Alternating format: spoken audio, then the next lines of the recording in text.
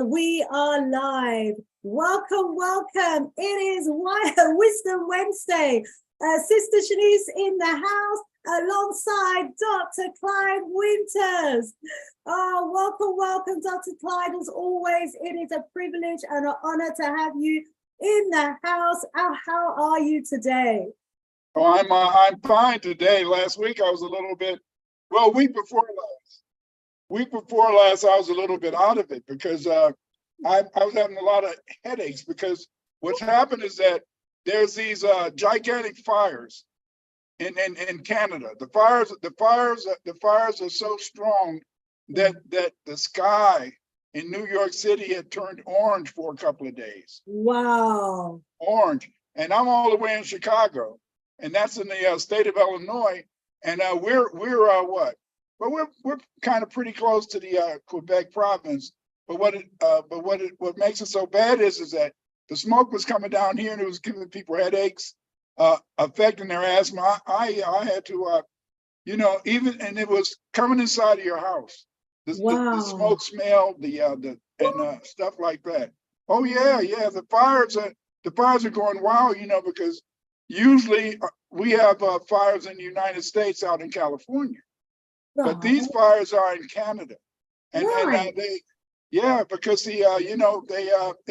it's just really terrible. But many people in America, especially if they're conservative or right wingers, they don't want to believe that the weather is changing, the climate is changing because of what we're doing on the planet. But I think Reverend Matthews calls it auto suicide. In other words, they're trying to kill themselves. And because it's so many bad things. Because this doctor was saying that over there in England, I think you guys are having a lot of young people are dying of heart attacks. It's crazy right now. I mean, I'm back in the UK, and already, I've been to one funeral. There's another one on Friday. Almost every day we're hearing of people dying, people in their late 40s, 50s, and 60s. And this is almost unheard of, But see, you should check and see if they've taken the booster. If they've taken that booster's did it. I know you've heard about Jamie Foxx. Yes. What's the latest on him? Well, the latest, they showed in a movie, they showed a video yesterday, and he's in Chicago at a rehabilitation center. And he said he's feeling better, because he had a heart attack. Because for him to play in certain movies, they told him he had to, this is what they allege. They told him that he had to take the booster. Wow. And after he had the booster, he had a stroke. Wow.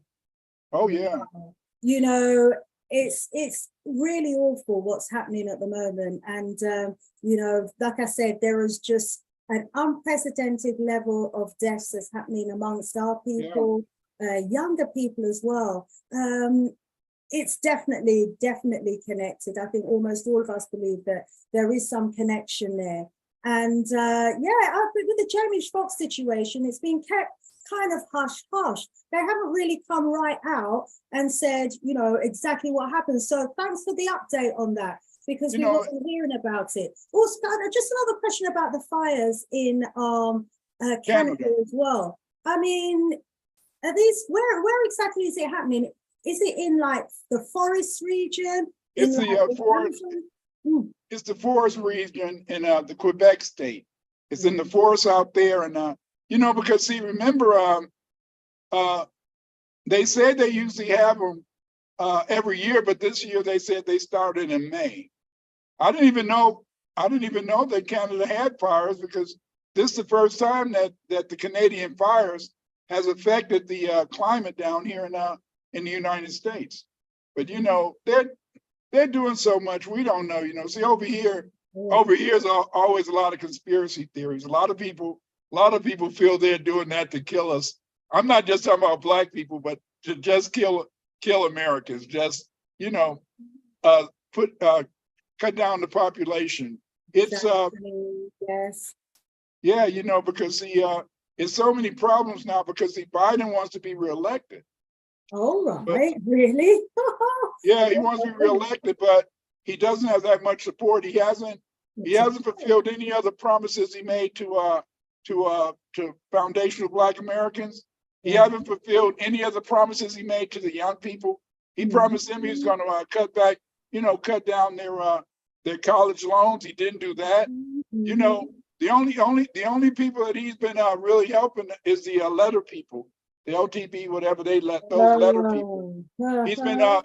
He's been giving the letter people a lot of stuff, and the Asians, you see. And oh yeah, he's given a lot of the Asian stuff, but everybody else he hasn't fulfilled any promises, and yet he hopes to be reelected. It's kind of crazy. It's crazy, you know, because see, you know, going back to the fires, I'm really curious about these fires.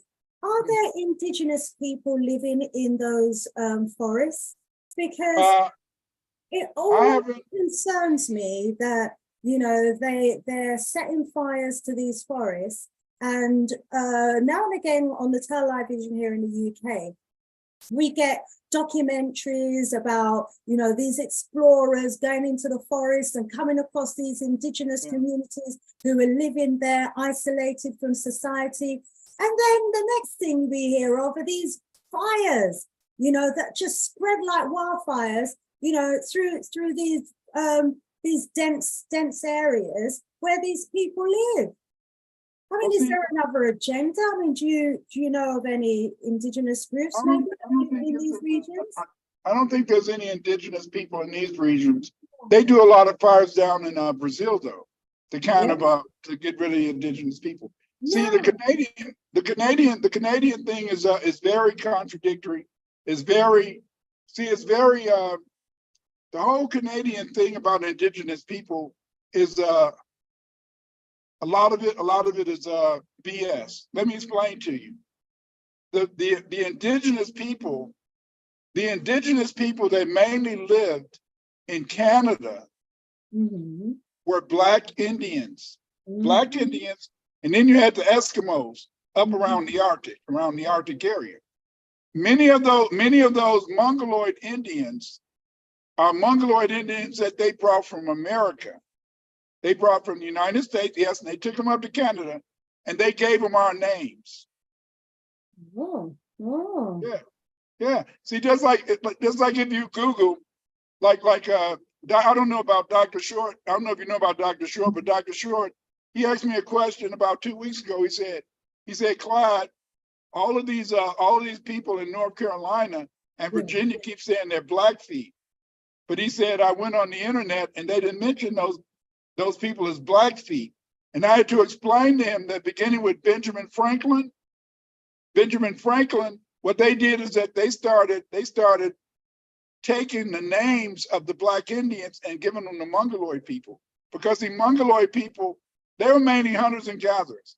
The only real strong Mongoloid tribes over here were the Apache, the Navajo, and the Comanche. But they lived out, see, because all the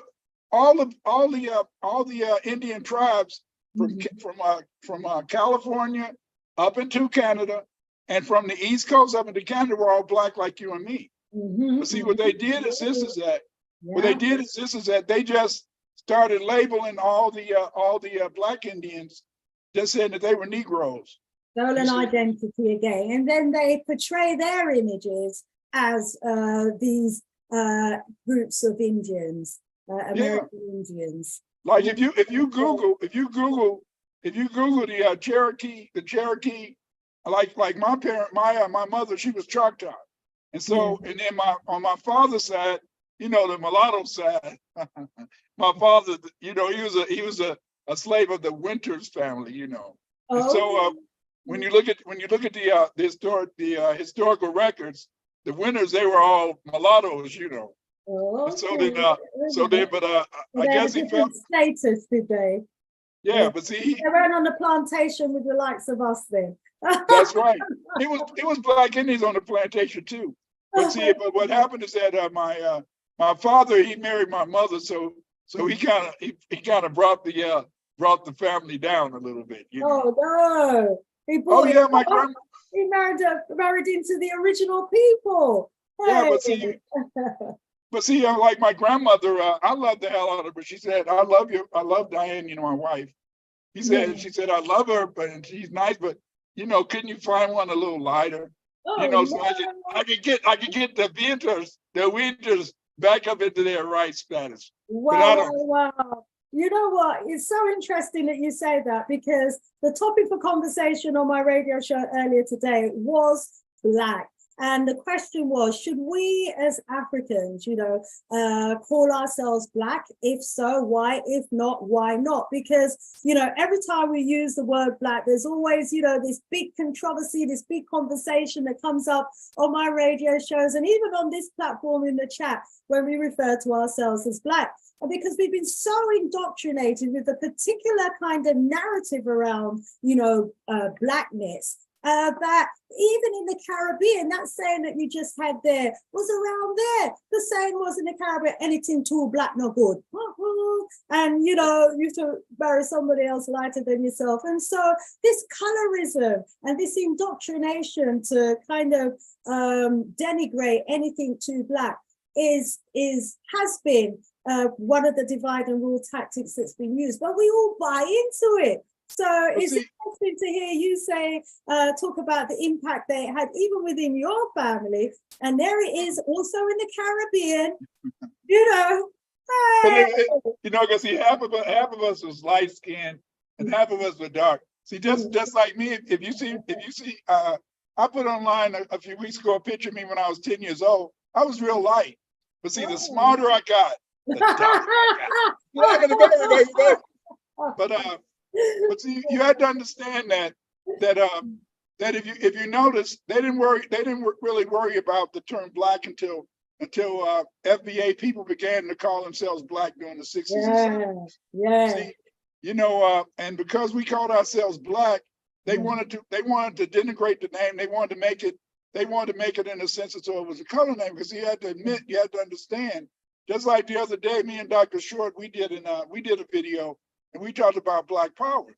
And see, many people don't understand it during Black Power because the fact, in the sense that we were kind of burning up Chicago, Philadelphia. Black people had guns and shooting off roofs. We taking shotguns from the police. They don't want you to go back to that Black thing, because see, when you think about Black, and you're my age, you think of what? Black Power. You think about Nina Simone, young, gifted, and Black. Yes. You think about and so then they don't want you to have that identity. So they had to push back, because see, a lot of people used to ask me, and they used to say, Dr. Winters, why did the Egyptians call themselves Comet you, or Comet True? He said, and they said, because when you look at the Egyptian monuments, some were red bone, some were yellow, some were dark, they were cinnamon. We were all type of colors. Right. So they said, why did the Egyptians call themselves Comet True? And then they say, and also, why did the Sumerians call themselves Sagigat, blackheads? And even the Akkadians, why did they call themselves Black? And see, even though they had Negroid features, even though they had the wide noses, lips, etc., the reason that they called themselves Black, because remember, all of these people originally identified as Cushites. Right. Because remember, the main Cushite people were supposed to be Tasseti, but Tasseti is the first nome or Sipat of Egypt. And see, what happened is that the Egyptians began to call themselves Comet True or Comet You, because the fact, in the sense that they felt they were the chosen of God. And God was what color? Black. Because he does the original people first, and in his image, So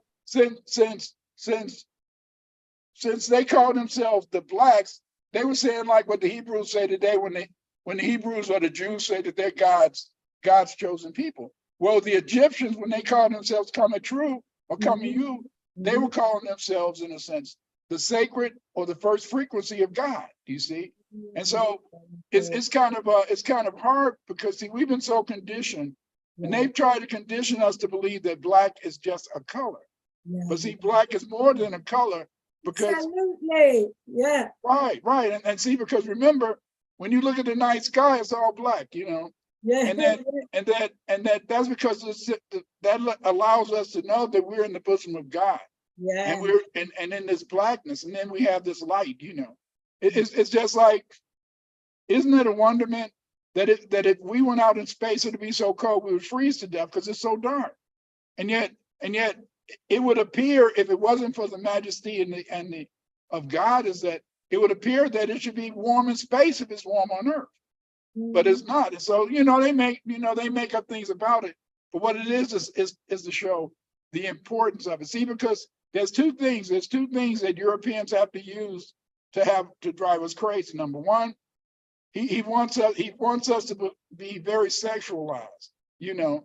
And so then, because he wants us to be sexualized, that's why you find a lot of these women in America, you know, American women, you know, nowadays, because of the fact, in the sense that they're shameless, many of them, and that's why they're twerking.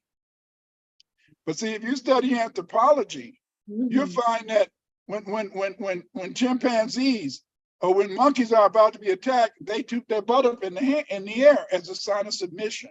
And so, yeah, so see, many women, many black women are submitting now. They don't know that that's a sign of submission.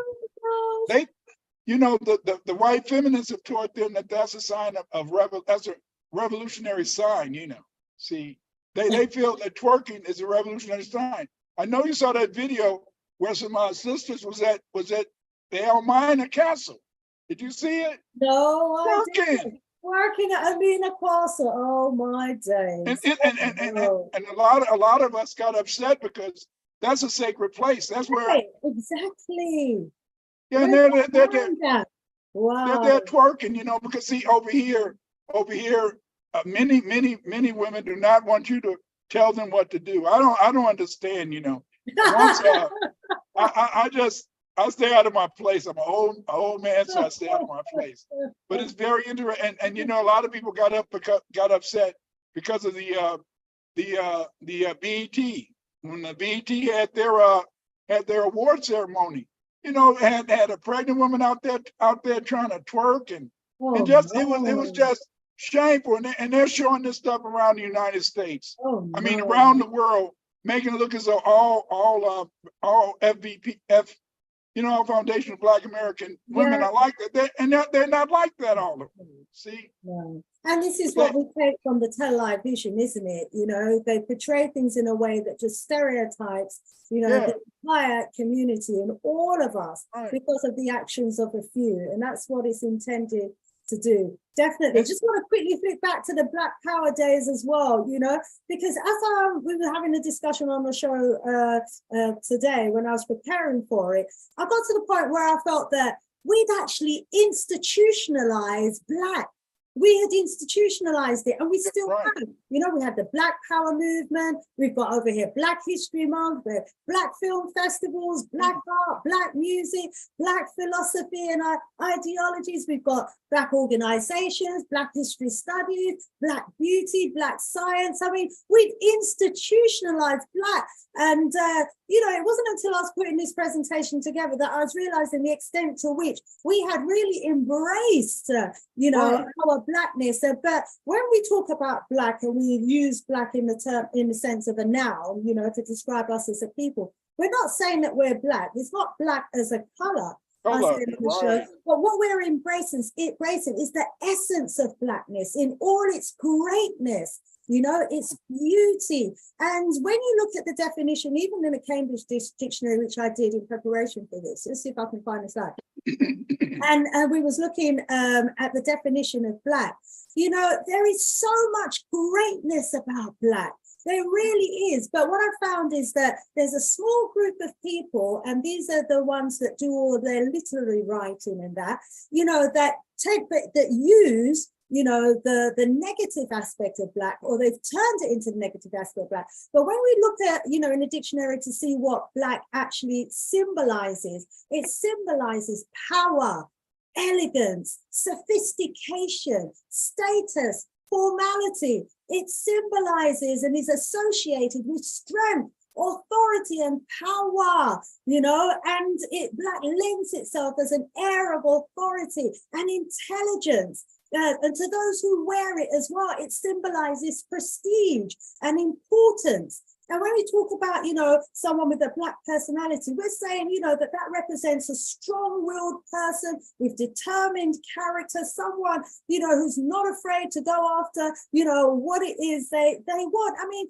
it's so great. But then you've got, you know, the association of black and white, it said, that's associated with death. And so, because black is associated with death, they've taken that to mean black is bad luck. But black and white is associated with death, but they've taken black and run away with it. And in the literary world, where they do all their writing for their plays and films and stuff like that, they're the ones that have taken black and run away with it to mean, you know, black devil, black is evil, black is negative, and all the rest of it. But really, you know, black in itself and in its majesty, you know, and its greatness, wow, it's phenomenal. And my final thing on this is that I've came across this really lovely meme as well. And it said that, you know, black is not a color, it's the essence from which all colors come from. And black people are not a race. We are the original family. And there's another one, there's so much more, but I just love black. I love blackness and everything that it stands for. But yeah, it's been denigrated so much. We've got people who, rather than keep their beautiful melanin, they're bleaching, they're race hopping, they're having children that don't look like them to try and bleach out the blackness, and they're telling their children, you know, like your family did, you know, don't marry anything too black. Oh my, black is beautiful. Let's embrace it, family. Yeah, but it's something that is so scary, because you got to remember, Frederick Douglass, not Benjamin Franklin, in 1751, he wrote an article, and he said that the only real white people on earth were the Anglo-Britons, because he said the Germans, the Scots, they were all swarthy. In other words, they were all black. Yes. So so what you have to understand is just like on your streams, you've done a lot of work on the blacks of Britain. And see, they are so afraid that black people are going to take them over again. Because the royalty was black, because the royalty was black. We know the Irish, the Scots, you know, they were all black. And so the thing is, this is that, and then they exiled them. And see, it's so dangerous. Just to quickly jump in, back in the 1600s, King Charles II, his mum nicknamed him the Black Boy, because his skin was so dark. You know, this is when we got to the latter end of the black aristocracy and the black royalty in the UK. And even now, he's still known as the Black Boy as a nickname for King Charles II. And a lot of us still didn't realize until we did the research that the reason why he was called a Black Boy was because he was a black king. Yes. Yes, so here we are using the word black. The mother used the word black back in the early 1600s, pre-enslavement, to describe her son. So we were using that description, you know, back then. And we even had someone who rang up the show and gave us the title of a book. Let me see if I can find it. And this book goes back to the 7th century. And it's called, I've got it here, The Glory of the Black Over the Whites. This is a book that was written in the 7th century. We were calling ourselves black back then as well. Al-Jahiz, he wrote it in Persia. Oh, was he the author? Yeah. Oh, wow. You know, but see, but it's so deep, you know, and see that's what makes that's what makes the Queen Mother. Marie Charles is not that old, but you know, the Queen Marie Charles, and you're doing a lot of. You're just being humble. Family. You're looking at a woman that has written some good research, her book on King Offa. You got to get it. You got to get it. And I'm not going to tell you what she's working on now, but this woman is a scholar. She's a scholar. She's a warrior scholar. Over in America, we call people like her. With your encouragement, you're the one who made it happen. Oh, my family, you know, doing that course was the best thing I did. Because it was the course that got that book out of me. And, you know, it's your course now that's going to get that research paper submitted in the academic arena. Your support is phenomenal. Family, look at those eyes. Look at those eyes. Look how bright they are. This woman is the sign of excellence. Oh, I'll try, family. Do my little bit, and I'll tell you, Dr. Clyde, he's phenomenal. He really is so encouraging. Thank you for the support, but you're a wonderful leader too. You're a wonderful woman. And the thing is this, is that I'm gonna tell you, family, Sister Shanice, she loves the family. She loves the family. She loves all of us without reservation. She has no reservation. I don't know how she feel about those people, but when it comes to us, she loves us. And what makes it so good is that here she is. Look at this. Sister Shanice is taking her time. You know, I mean, you can't get time back. You can't get that back.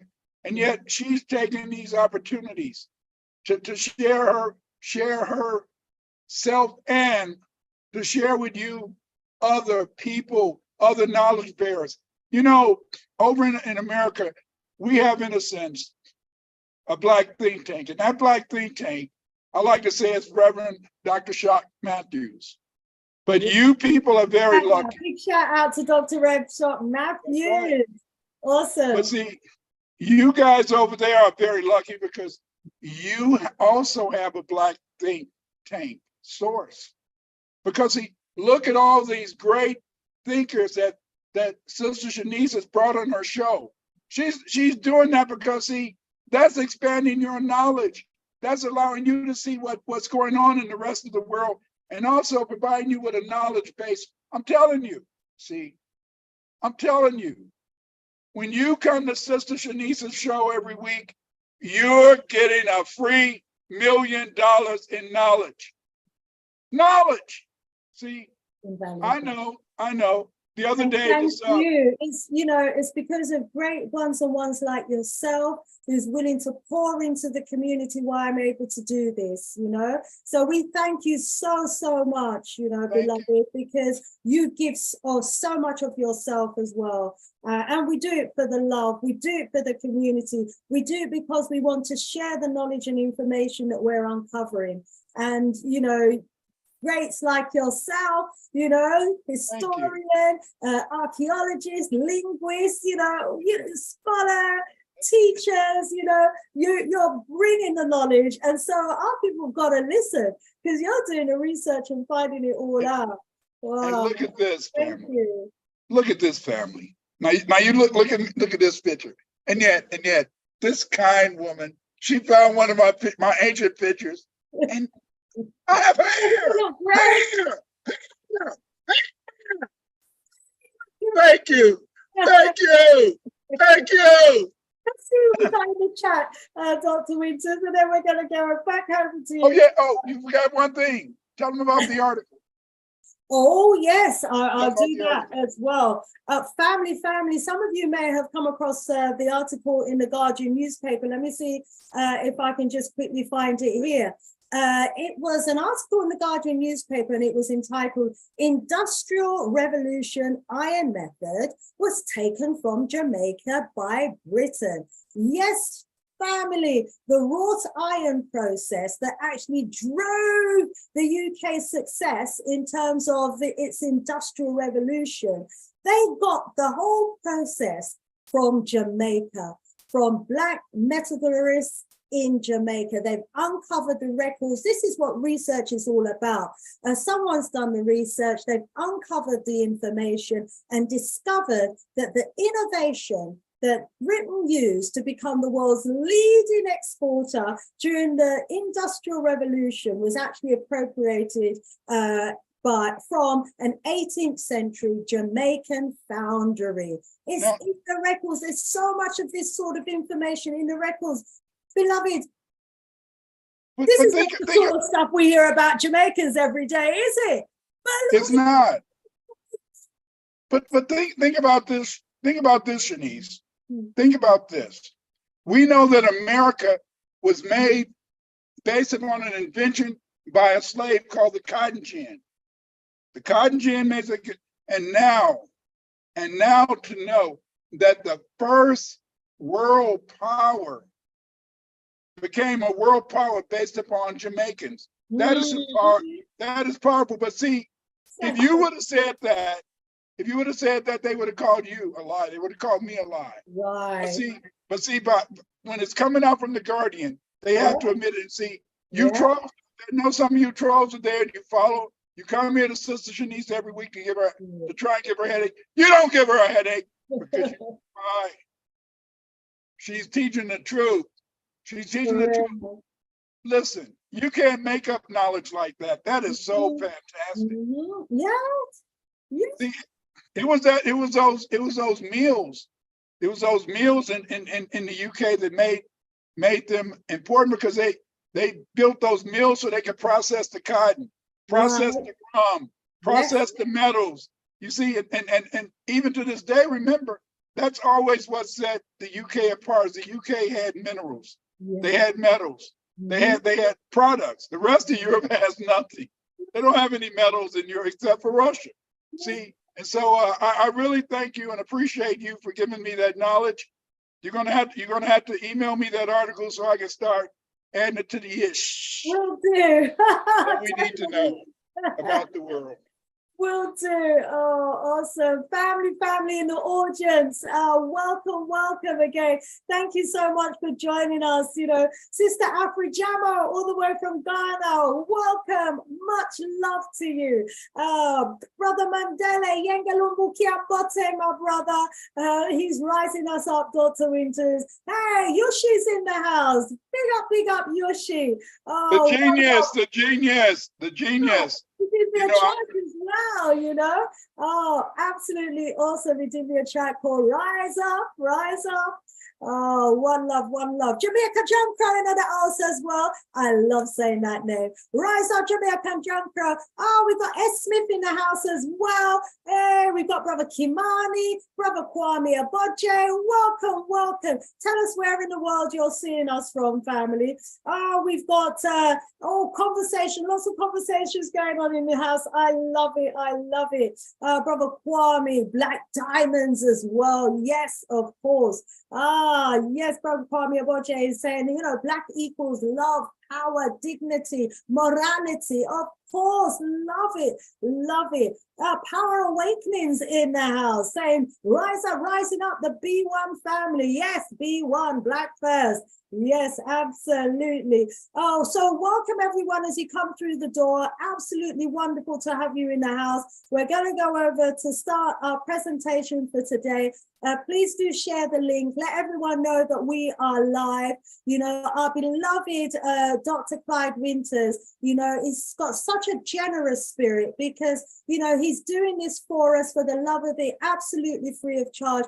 And, you know, he's such a scholar with all the information and the research that he does. You know, he still finds time to come and share. So we want to thank our beloved Dr. Clyde Winters for bringing us the research that he's going to be bringing us today. We so appreciate this. Let me just go here and tell you a little bit about this great man who we have in the house. And also just to let you know that we do have a few of, we've got a number of video recordings on my channel that our beloved has done some great shows. So please make sure you check them out. He's done some phenomenal research and he's put all this research information in his books, in my shows, you know, on Dr. Rev Shock shows. So you can just go get the information, you know, acquire the knowledge, teach it to your family, your friends, run some workshops, just get the information out there. We are uncovering our history one day at a time. So we're honored to have our international giant of a historian, author, linguist, anthropologist, Dr. Clyde Winters in the house to deliver another wonderful presentation to us, uncovering more information about our hidden history. And it's happening live on this channel, and I'm honored. And to everyone in the chat who's going to be part of this presentation today, thank you so much. Please do afterwards share as well. Let's hand over the floor to our beloved Dr. Clyde Winters for today's presentation. Okay, family, if you have any questions, write them down and I'll try to answer them at the when we complete the show. Great, and I'll keep an eye on the chat, and yes, I'll give you them afterwards. Thank you. Okay, are you ready? Yes, we are. We're seeing your first slide. We're good to go. Okay, well, we're going to talk about the Black Muslims in the West Indies, part 2. In part 1, I tried to explain to you the uniqueness of, in a sense, the people of Jamaica, the people of Bermuda. See, it's very important to understand that the Tanu people, you know, the Tanu people and other folk were the first inhabitants. And you know, they try to tell you that all the Tanu people, they try to tell you that they were wiped out in Jamaica, that Jamaicans, you know, only the African. No, that's a lie. That's a lie. You got to understand that as a Jamaican, he has three foundational roots. 3 foundational roots. The first root of the Jamaicans are the Tanu. They were Black people like you, like me, like us. Then there was the Black Irish. Yes. The first people that the British brought over there were Irish, Black Irish. Cromwell sent over 200,000 Black Irish average age people, and he sent over 100,000 children. That's 300 Black Irishmen that came to Jamaica and other islands in the Caribbean. And then the third foundational group is Africans, you see. But see, they want you, I'm gonna tell you something. See, Jamaica people, they want Jamaicans, they want you to believe. They want you to believe, in a sense, that your only origin was in Africa. And the reason they want you to believe that your only origin is in Africa is in that way they can make it seem like you're a vagabond. They can make it seem like you were a lost people. And the only way that you became a united people was by them bringing you down to the Caribbean as their slaves. No. As Jamaican people, as Tanu, as Black Irishmen, and then later as Africans, you've always had your agency. And see, here we see one of the earliest Maroons on that left-hand side. In the middle, we see the West Africa India Corps. Yes. See, when they're talking about, you know, the War of 1812 and the Revolutionary War, you got to understand who was fighting in those armies. Those armies were not white-skinned people or pale faces. Many of the people in those armies were like these brothers in the middle, the West India Corps, see? And then look at this final picture on the right-hand side on the bottom. What do you see? You see some Caribbean people, but look at this. I mean, well, you know how it is with brothers with hats. We got to have a hat. Now, give me a hat. Give me a hat, baby. But look at that other brother. Look at that brother. They're conversing. And then you said, other brother, he not only have a hat, but he got feathers in his hat. That feathers in his hat is what? That's talking about your Tanu, your native Indian heritages. You're not just one people. Those were Black Indians. And that's why he had the feathers in his hat. You better understand, see. Just like today, Sister Shanice, she talked to you about how Jamaicans contributed to the Industrial Revolution in England. See, it is so much more, but we need people. We need people in the UK. We need people in Jamaica. Go to those archives, read those books, learn your history. Absolutely. Because there's so much that we need to know. Okay, go to my Patreon. I'm gonna put the slides in my Patreon. That Twitter, Clyde Winters 8, I'm not there anymore. They took down my Twitter account. I don't know what I did. Why? What you been saying on Twitter? I don't know. I didn't say anything. I didn't say anything. But they took down my Twitter account. So controlling these people. Oh. So don't look for me on Twitter because I'm not there. But you can see my videos on YouTube, and you can go to Amazon.com to order my books, but especially support me on my Patreon. Much of what I'm going to talk about today, in terms of the Muslims in the Caribbean, you can find it in my book Blacks in Europe, or you can find it in my latest book. My latest book is The Soul of Islam: The History of Sunni Islam in the Americas. And this book, what makes The Soul of Islam so good is that it is the only book. It's the only book that tells you the history of Muslims in North America, South America, and the West Indies. You're not going to find that information anywhere else because, see, they do not want you to know your agency. Your agency, you see? They don't want you to know that as a people, Jamaican people were not always weak. Jamaican people were not always, in a sense, so involved in colorism and things like that. We're strong people. You know what Jamaicans did during World War II? They kicked ass. Forgive me. Anybody got children? Just blot that out. Cover their ears. But Jamaicans kicked ass during the war. Then Jamaicans went back and they rebuilt England. You rebuilt England. What did you say, Dr. Winters? I said Jamaicans and other Caribbean people rebuilt England. We did. Yes, we did. See? And yet, they always want to make you feel guilty. They always want to make you feel lost. You got to stop feeling guilty. You got to stop feeling lost. You got to understand that you have a great history.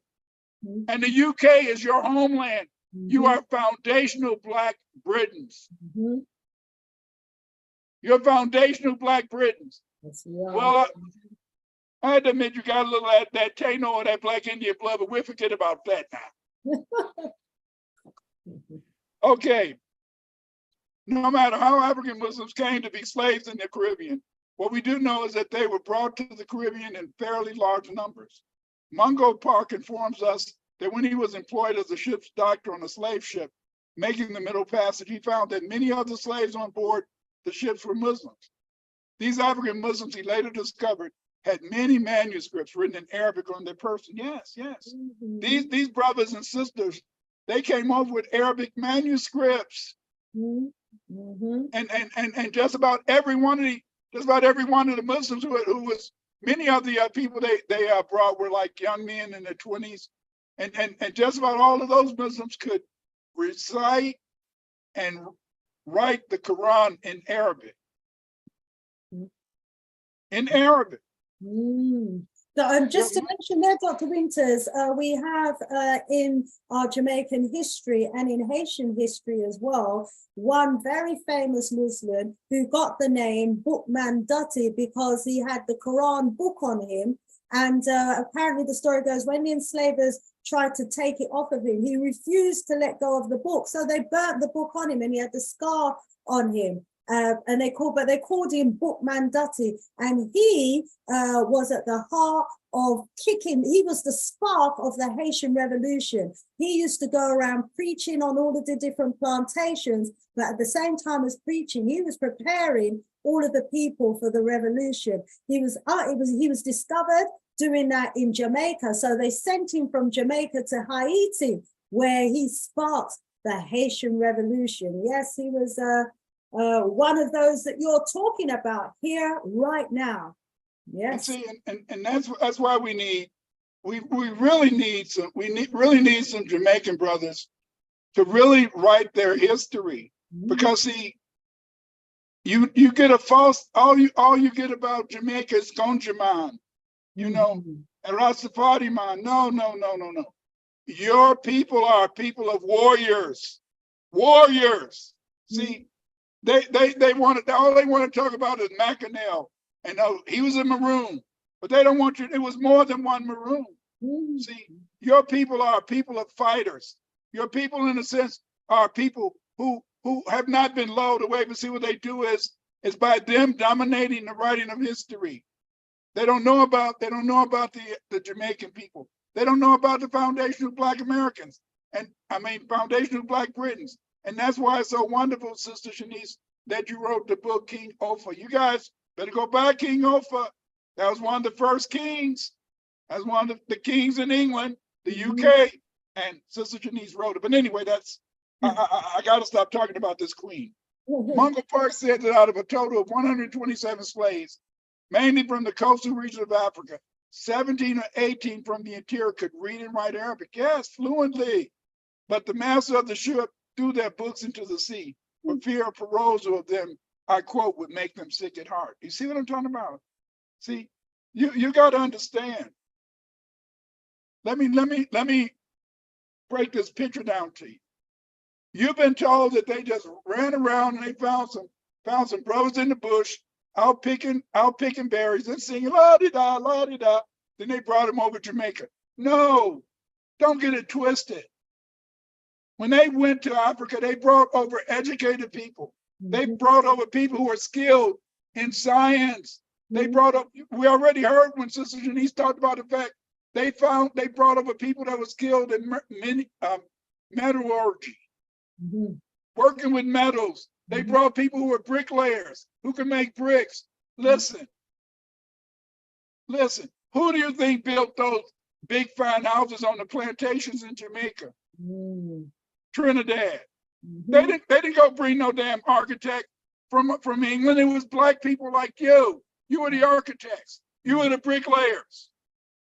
You were the iron workers. Yeah, beautiful iron works. But see, what it is that in America, because of the fact that in America, what they did to us is that they always taught us that the white man was going to whip your ass. They always taught us that the white man was going to always try to keep you down. So that made us want to fight white supremacy. But they lulled, you know, Jamaicans to sleep. And many Jamaicans don't know what a great history they have. And they don't write about their history. So their people grow up feeling that we can't do nothing. We got to flee. We got to run to somewhere else. No, you have a great culture, a great history there. But see, you have to write it. You have to research it. And this is just one story among many. During the slave trade, you know, the Muslims, in a sense, the Spanish were against the Muslims. The Spanish began to import African slaves to work in the mines, but they didn't know that many of those slaves were already, in a sense, adherents to Islam. You know, these earliest slaves were almost always placed in the mines of Hispaniola.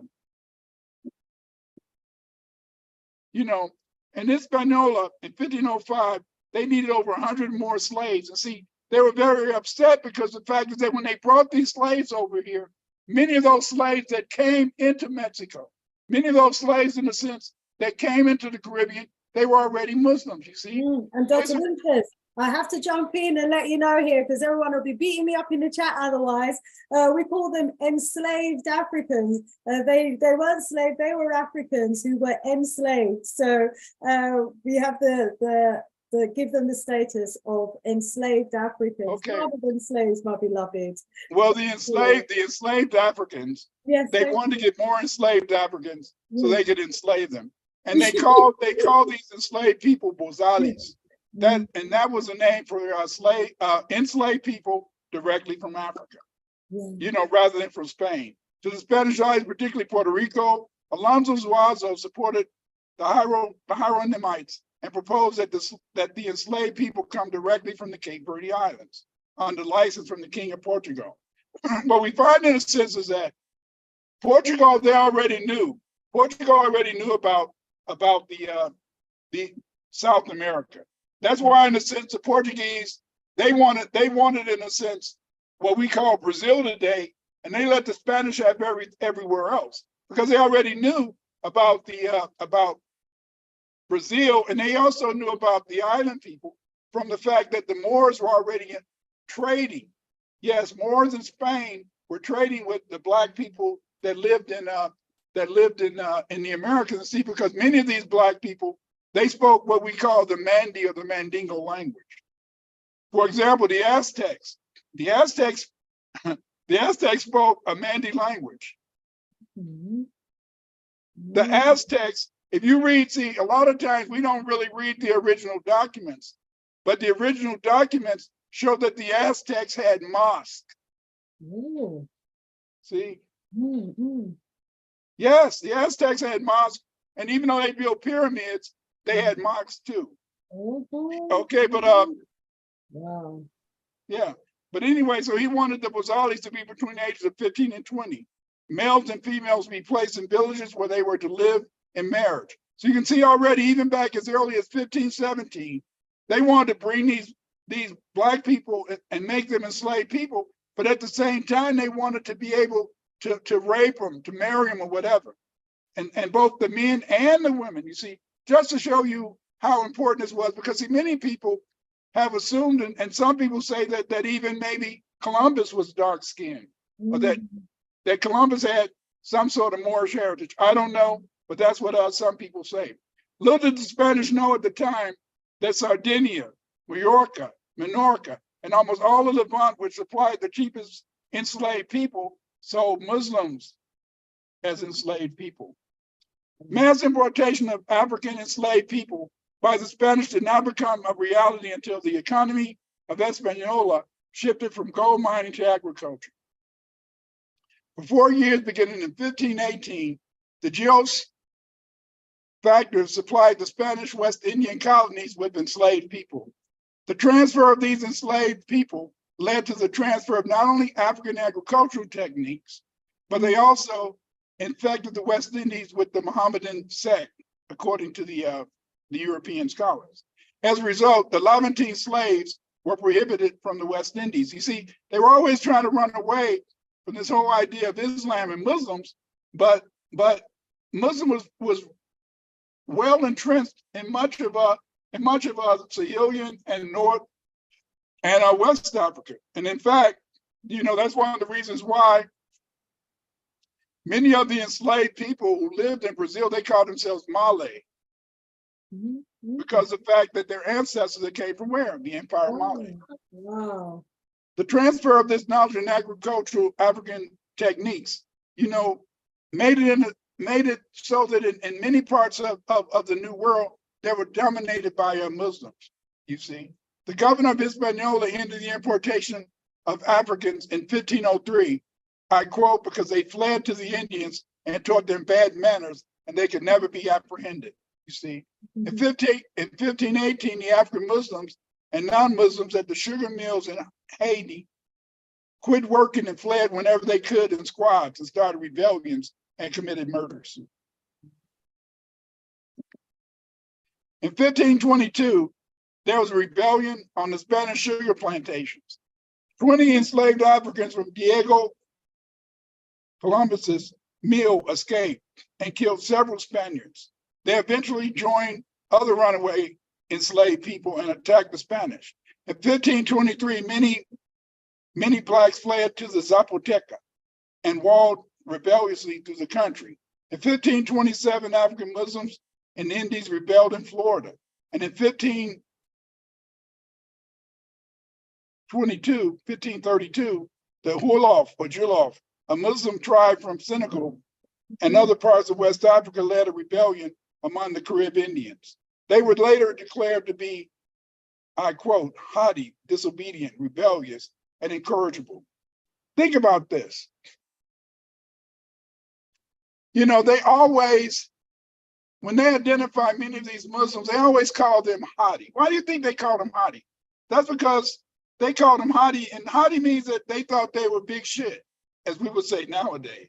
And see, the reason that they were considered haughty is that because these people believed in themselves, because they loved themselves, they weren't afraid. See, they weren't afraid of the European master. See, and that's why these Muslims were so ready. Because see, the first thing you learn as a Muslim is that you learn and accept the fact that one day you're going to die. In Christianity, you know, we were taught that that as long as we go by the by and by, we would live forever. And in fact, because of the fact that many of our foreparents were enslaved, they really wanted to put in us a sense that we had to live, and we had to live for them. We had to live so we could take care of their houses. We had to live for them so we could farm their fields. We had to live for them so we could build their houses, build bricks, build other things on the plantation. But see, that Muslim brother, he said, hey, I'll do what I'm told within reason, but I'm not afraid to die. Do you know, that's a strange thing, not to be afraid to die.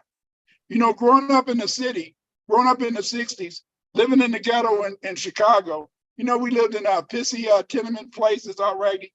You know, I mean, hell, we didn't care about dying. Well, what do we care about dying? See, because see, we felt in the sense that it's better to stand tall than to die on your knees, you know.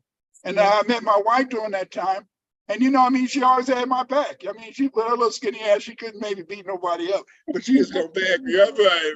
But hey, that's just the way our queens are. You know, the Spanish, they tried to keep out the Mandi and the Wolof Muslims, but the point is this, is that between 1548 and 1557, Muslims were just rebellion all over Mexico, all over the Caribbean. And so they tried to keep these Muslims out. But again, once they would identify a tribe as a group of Muslims like the Wolof and the Mandi, then, you know, after a while, they found out that many Cree and many Ashanti, they were Muslims too. Because the ancient Ashanti, they were connected to the Malay Empire. See, the Malay Empire, it not only was in much of the Sahel and upper West Africa, it also extended down to the Ashanti land. Yeah. This is really interesting history, you know, Dr. Clyde, because, and I wonder how much of this history that you've uncovered here, that the Wolof and the Mandinkas of today, you know, who are in the Gambia, Senegal, Mali, all the way up, I wonder how much of this history they actually know. I wonder if they wouldn't know any of this, because most of them been conditioned to believe that the Europeans have been honest with them. Most of them have been conditioned to believe that everything they need to know, the Europeans would have taught them, you see? See, and so, see, because of that, you know, many people, we know more over here than many people in West Africa about the Mandi, the Malian discovery of America, and how the Malians, when Abu Bakari, Master Abu Bakari, came to the Americas, he had 25,000 followers. See, there's some oral traditions, but there's not many. So they wouldn't know about this. The Muslims of the Caribbean came from highly developed societies in Africa, where practically every man could at least read and write Arabic and read the Quran. Also, many Muslims knew the Quran by heart. And as a result, they were able to maintain organized Islam in the West Indian Islands. See, they had organized Islam in the West Indian Islands because, see, as opposed to the Americas, see, in North America, the European, he tried to make sure that he dominated everything. But see, in the West Indies, because of the fact that it wasn't that many Europeans, then a lot of times, you know, Black people, African people were able to continue to practice many of their traditions without interruption, without interference, because of the fact, in the sense is that you didn't have that total domination. Whereas in North America, the European, he wanted to make sure that he dominated everything. If you had religious services, he had to be there. He tried to, if he wouldn't, like in America, if they knew that let's say a new group of enslaved people came to be sold at the market, what they would do is that they would make sure that they would sell them if they had people who spoke the Mandi language. They wouldn't sell all the people who spoke the Mandi language to the same plantation. See, that's one of the reasons why they wanted to make sure that there would be no communication. That there would be no connection, because see, if people are connected, then people in a sense are able to move. If people can communicate, they're able to move. But see, in the Caribbean, the West Indies, they didn't do that so much because they didn't have the manpower. See, and I mean, yeah, we like to think about coons and Uncle Toms, but many Black people in the Caribbean, they didn't want to help the European beat down their brother, their sister. You know, so a lot of times you could get away with maintaining some of your traditions from Africa in the Caribbean, you know. Okay, the African Muslims' fluency in Arabic is a major reason for their maintenance of Islam in the West Indies. Due to his help in allowing Muslim tribes from all over Africa to communicate with one another without adopting a language which they were totally unfamiliar with and unschooled in its proper usage. As a result, if you were a Wolof, if you were a Mandi, or let's say you were a Crew or a Tweed from you know, Ashanti land, because of the fact that your native language was different. Mandi is different from Wolof. Wolof is different from Tweed. But because of the fact that they could speak Arabic, that gave them a means of communication. It allowed them to be able to communicate. For example, I'm quite sure that Shanice, Sister Shanice, often you go to Gambia, and I know that in Gambia, where there's a lot of African people speaking different languages, I bet there's a jargon or there's a lingua franca that many of the people in the city can speak, even though they come from different parts of Gambia and West Africa. They have what's called a link language or a lingua franca, a language that allows them to communicate. See, you have to understand, African people are unique people. African people are people who are always constructing ways and means of communication. They're always constructing ways and means of allowing themselves to be able to make themselves a social people. I mean, we're the only people. You know, my daughter, you know, she's kind of somewhat xenophobic. Damn, she said, I get tired of seeing Black people always on the porch or in the street. That's us. We want to be with each other. We want to be with each other. And the man lives on the corner. But yeah, I mean, I'm embarrassed when I go to somewhere like the Gambia because, you know, I just speak the one language, English. But on average, most people speak at least 3-4 languages. You know, they'll speak Wolof, Mandinka, Sere, they'll speak, you know, 3-4 languages. And it's common that they can interact and speak. And plus, they'll be able to speak English as well. So I'm always embarrassed when they speak so many different languages. And here we are, you know, just speaking English and struggling with one other language. And yet, because there's probably a number of root words and, you know, some roots to the languages that they're speaking where there's those overlaps that help with the communication. But yeah, our brothers and sisters on the continent, very bilingual, speak multiple languages. Yeah, because, and see, again, we're unique people. We don't really look at our uniqueness. We're not really appreciative of what we bring to the table, you see. Okay, Alfonso Tano, he claims that, and I quote, ethnically, the majority of Jamaican Muslims are of African descent. In 1985, they were currently numbering about 3,000 Afro-Muslims in Jamaica. The majority of Afro-Muslims lived in the capital of Jamaica, Kingston, and in the parishes of St. Catherine, St. Mary, and Westmoreland. Other Muslims were spread across the island, according to Alfonso Tano.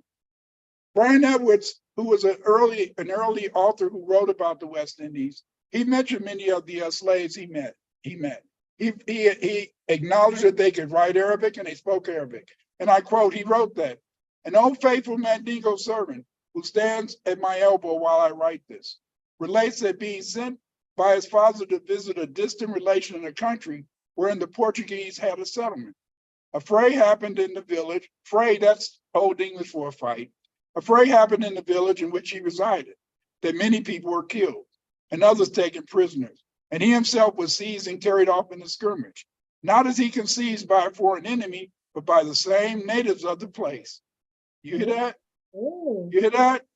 See, this is what makes the research of Black people important. See, we were selling each other. We were selling each other, I repeat.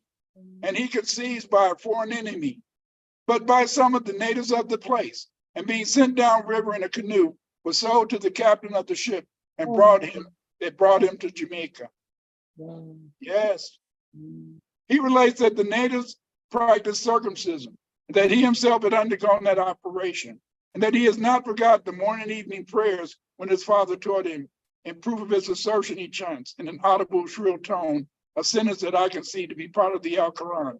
La ilaha illallah, which he says they sing aloud at the first appearance of the new moon. He relates, moreover, that in his own country, Friday was constantly made a day of strict fasting. It was almost a sin, he observes, on that day to swallow his spittle, such is the expression. In other words, you know, many of these people fasted. Yes, yes, yes, we were a disciplined people. They weren't like me that like eat a lot of potato chips and other fats. And you know, this is really, really interesting history because, you know, it predates the history that, you know, most of us that know of the history of the Caribbean have been taught, because we're being taught the English of the Caribbean from, say, the English. It's from the time when they went in and beat the Spaniards and took over, you know, the Caribbean. And of course, when the British went in, they were Christians. And so basically they then Christianized us. And that explains to me why there are so many churches in Jamaica. It's said that there's a church every how many yards or something in Jamaica. They went to great efforts to wipe out, you know, the Muslim faith. But going back to Africa now and in West Africa, all of what you're talking about there right now, Dr. Clyde, is still very much present in Africa. From the children, they outside of school, they go to another Arabic school where they learn the Quran, they learn to recite it, they learn to write Arabic. It's all still happening now, even in West Africa. Wow. So yeah, I mean, just because I saw a comment in this chat, you know, that says that, you know, Africans were not Muslims. Even today, you know, there's African Muslims all over West Africa, East Africa. You know, Africa is being Islamized at a rapid scale, and it's something we need to wake up to. And here we're seeing just how far back it goes, you know, and the extent of it at this time. Wow, thank you so much. Please, sorry, I just wanted to jump in there. Beloved. Anytime. You know, Brian Edwards, here's a copy of his book. He wrote a book about the West Indies, and he said he found many enslaved people or servants who knew Al-Quran and who also could write in Arabic. And he wrote, and I quote, "Whether his learning extended any further, I had no opportunity of being informed," says Brian Edwards, as he died soon after he came into my possession. Edwards found that the Mandingos, who were either Soninke or Marabouts, prized themselves on their education and looked down on their uneducated contemporaries. These Muslims, even though they were confined to the plantation, banded together and were able to maintain and practice their religion without practically any interference, whatever from their masters. Christianity was not encouraged because it was felt by many Englishmen as if a slave was a Christian, he could not be held as a slave. You see, and that's one of the things that you brought up a good point. You can see how in the early days, you know, they didn't want you to be a Christian because you remember, if you were a Christian, they weren't supposed to hold you as a slave. But later, they probably built all those churches because they felt it was the way to dominate it. What do you think?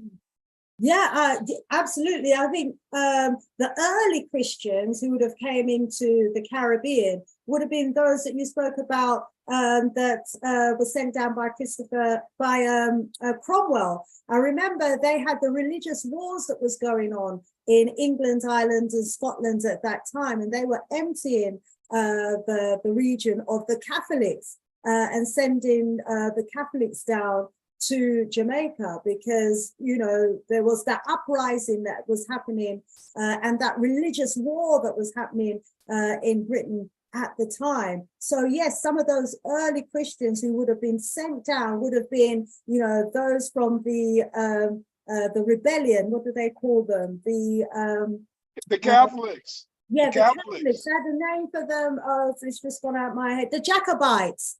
So many of them were landowners. They were people of status, and you know, there were many who were made prisoners of war who were sent down, and you know, they would have come down with some kind of air of superiority as you know, as Catholics who felt they were too, you know, good to be enslaved, and of course they all were, you know. So there would have been that odd mixture for a while, as there was that integration now between the Mandinkas, the Seres, and the Wolofs, who have been brought in from West Africa, meeting up now. So the Spaniards were bringing them in, and then later on, when the British took over, they were bringing in and emptying the highlands of Scotland and islands of the blacks, who would have been, intermingling now and meeting for the first time, or maybe not the first time, I don't know, but you know, building up new relationships on the ground. They would have, but also you got to understand, to see,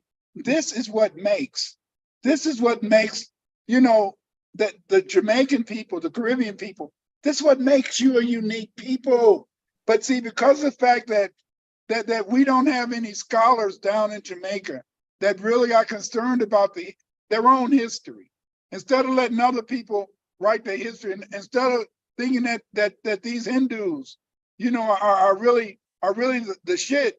You have a unique history, but you got to study it. You got to write about it. You got to teach it. And see, that's the failure. That's the failure of our people in Jamaica, our people in the Caribbean, to really go into the archives, check into those records, and write their true history. Let the people know. Then the people will stop being ashamed.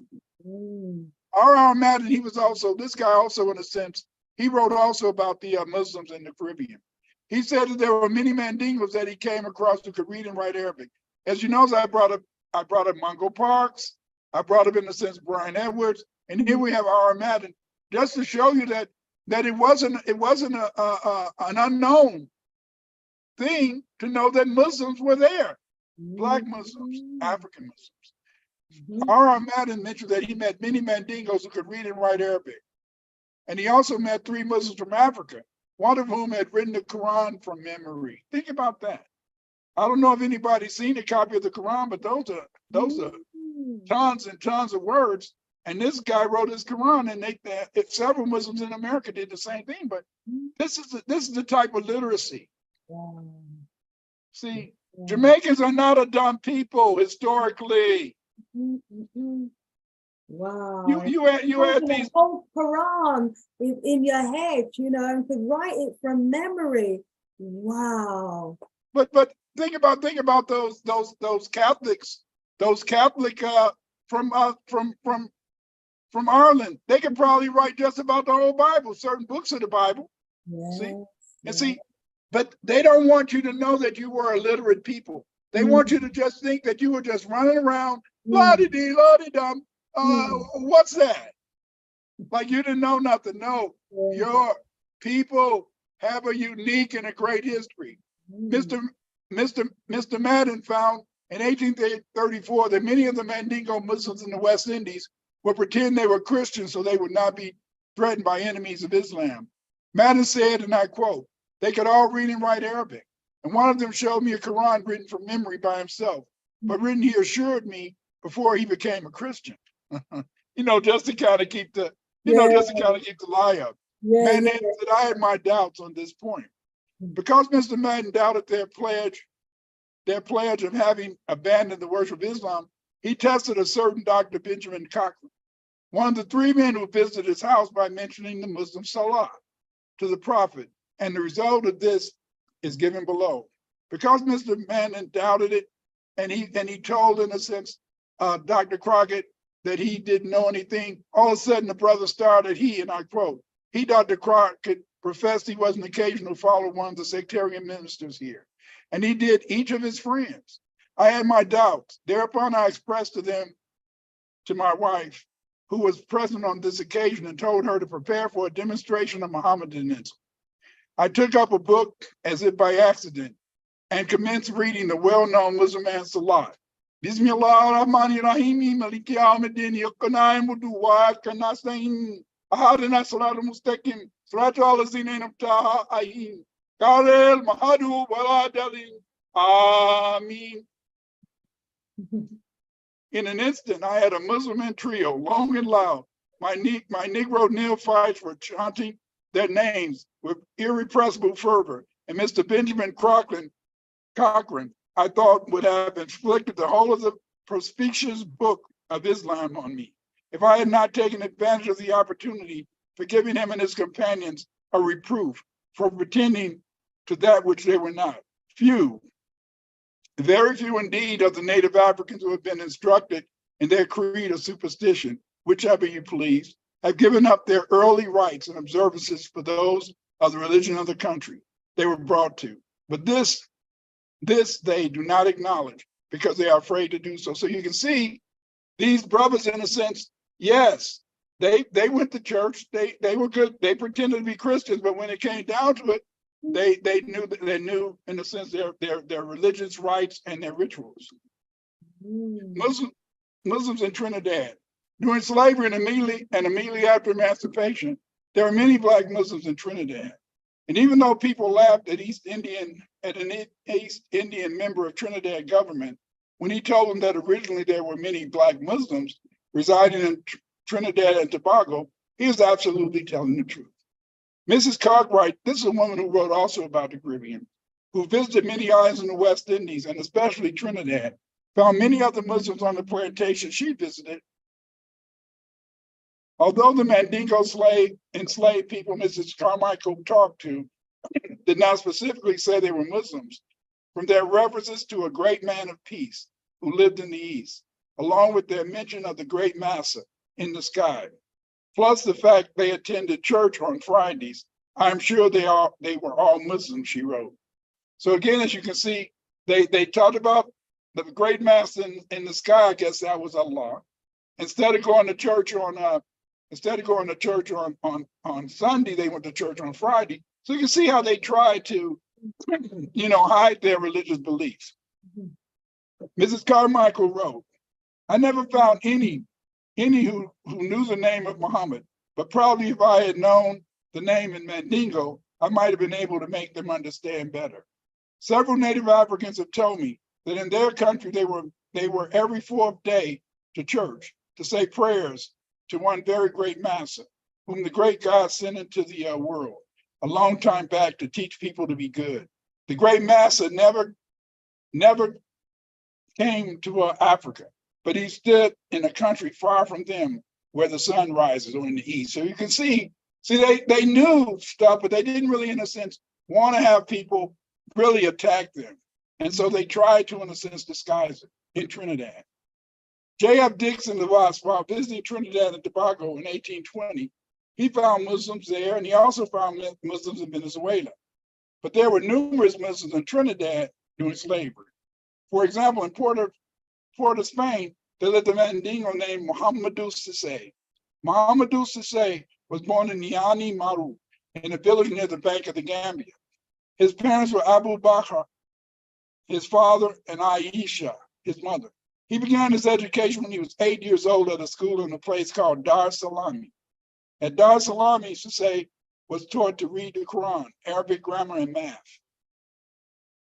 Muhammadu Sise attended school for 8 years. He graduated at 17 years old and became a public school teacher. What's very interesting is that many people, especially in America, where we always want to be something that we ain't. But in America, you'll find many FBA or many, I don't say African American because Elon Musk, he's from South Africa. And because Elon Musk is from South Africa, he's an African American. So that's why we don't call ourselves African American anymore because so many white Africans came over. But again, to go back to this whole thing about Black people, see, in West Africa, you could only wear a turban if you were a teacher. See, but if you come over to back in the day, but if you come over to America, you see a lot of Black people running around with turbans. You know, especially people call themselves Moors, but they don't understand that turban was not just a sign. It was not just something you wore on your head. What that turban represented, it represented your education, and it indicated that you were a teacher or that you were a very learned man.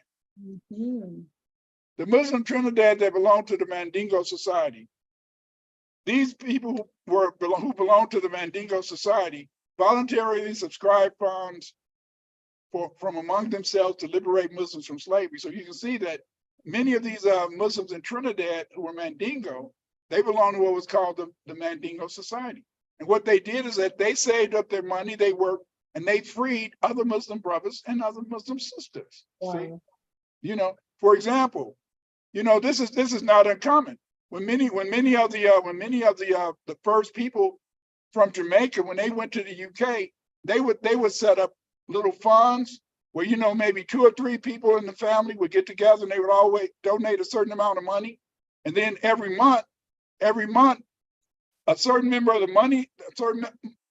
family would get the money that they had saved, and that was a way that Jamaicans in the UK were able, in a sense, to develop the monies to buy houses, start businesses, and other things. You see, oh yes, Black people could do that. Now we only think Latinos do it, but this was a traditional way that Jamaicans in the UK and others, and we can see that this tradition from the West Indies of saving money voluntarily to help out your brother and sister was already being used by Muslims. Mandingo tradition. Yeah. See, we're not dumb. Muhammadu Sisse, who lived in Port of Spain, told Captain Washington of the Royal Navy that he can remember 20 Muslims ransomed at the cost of $300 to $700 apiece. As a result, Sisse said there had been no Muslim held in slavery for years. Many members of the Mandingo Society had served in the West India Regiment and the Royal Navy. This is especially true of those Africans captured aboard slave ships by the British Navy on their way to enslavement. Because once they were landed in a British port, they were usually set free, quote unquote, and persuaded to join either the Army or Navy for a period of no less than 7 years. So in other words, in a sense, Britain, remember they ended slavery, but when they ended enslavement, what they did is that whenever they would raid a ship that was bringing enslaved people from Africa to the Americas, they would free those men, but then they would say, hey, don't you want to join the Navy or the Army? And so, like here we see in this picture, here we can see a brother, there was a brother, West Indian brother, who was probably a member of this naval ship, because most people didn't want to join the Navy, or they didn't want to join the military because you had a 75% chance you were going to die. Nobody wants to die. In Trinidad, in the Creoles of Grenada in 1831, while in Trinidad, he chiefly lived in Port of Spain. During the 20 years he was active in the Mandingo Society, there was a group of Mandingo Muslims who voluntarily subscribed funds among themselves. And see, now you can see some of these brothers who belonged, in a sense, to the Mandingo Society, but they were also members of the West India Regiment. In about 1835 to 1806, Muhammad went to London to try and get his pension for service in the 3rd West India Regiment from England. From England, he returned to Bathurst and at the mouth of the Gambia River around 1836. So you can see these brothers had some really flashy uniforms. You can see the red. You can see the red turbans. It's interesting that in North America, many of the Maroons would always wear a red bandana.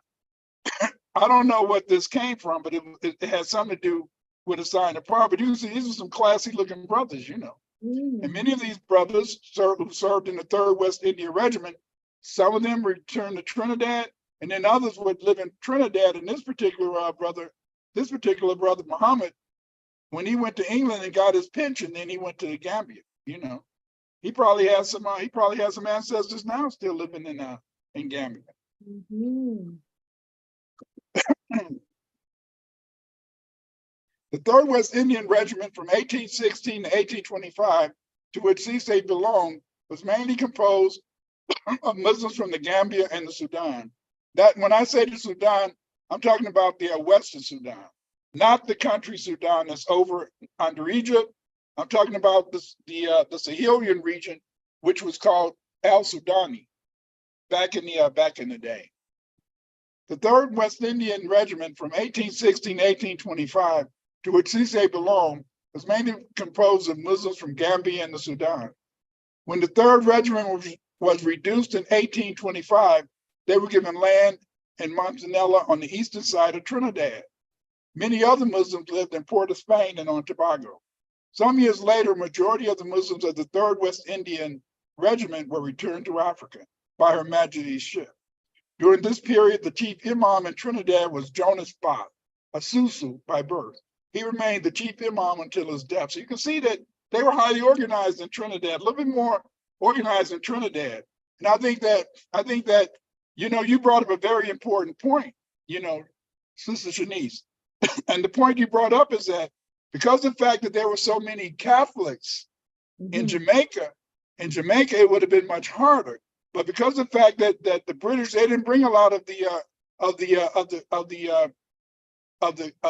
Black Irish to Trinidad, then we can see that the Muslims had a greater ability in Trinidad and Tobago to maintain their faith, as opposed to in Jamaica, where it was dominated by mainly a lot of Black Catholics. So it's interesting. Mm. There were also Muslims in Cuba. The Muslims in Cuba, they were Mandingos, Fulanis, and Wolof. And Wikipedia reported that between 1808 and 1848, 49.4% or 20,654 of the enslaved Muslim Africans who were captured and brought to the Americas were sent to Cuba. These enslaved people came from the Senegambia.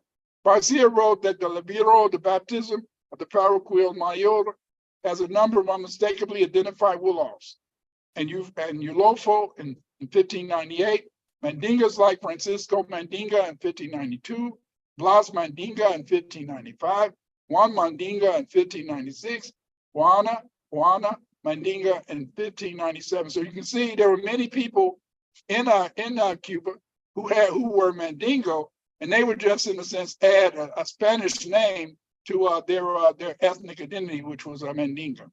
And Capes and Paula Garcia Cape in 1590, and Untold Valiana Cape in 1593-4. Additionally, this presence is also confirmed by records pertaining to the arrival of vessels from Cape Verde in the Senegambia region, with enslaved cargoes as early as 1526 to 1525. In 1526, African Muslims in what's called the state of Florida, you know, they rebelled and they overthrew many of the Spanish that early settled North America, and they were forced back to Haiti.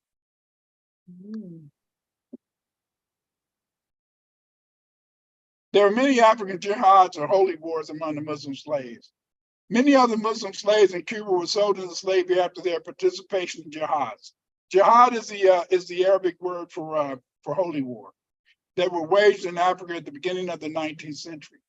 The slave voyagisti, according to Barcia, recorded that at least 4,500 West Africans from the region of Upper Guinea coast and Senegambia came to Cuba between 1725 and 1805. Other Muslim slaves came to Cuba from Hausaland and Yorubaland. And okay, so the slave voyagiste, that's a Spanish archival record that records many of the people in a sense who were sold or who were enslaved, and it will record many of their names. So it's a record, you know.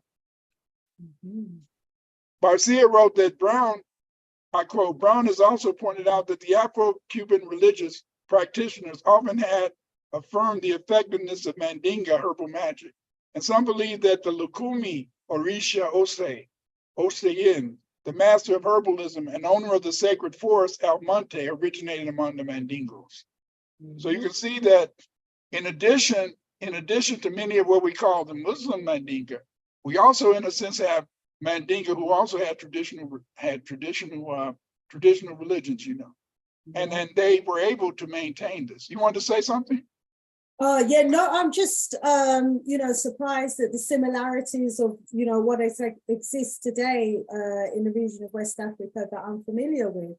Because although a lot of the Africans, the Gambia is about 80% Muslim, and they study the Quran, they recognize all of the holy days, the prayers, pray 5 times a day, quote the Quran, etc. But they also have their African tradition that they almost secretly still practice. It's not as upfront as the Muslim side is, but when it comes to the herbs and certain rituals and belief systems, the African culture is like an undercurrent and still very much there. And to hear it here as well, on the plantations, on one level, you've got the Muslim religion that they're practicing, but then underneath there's still, the African culture that is obviously predates the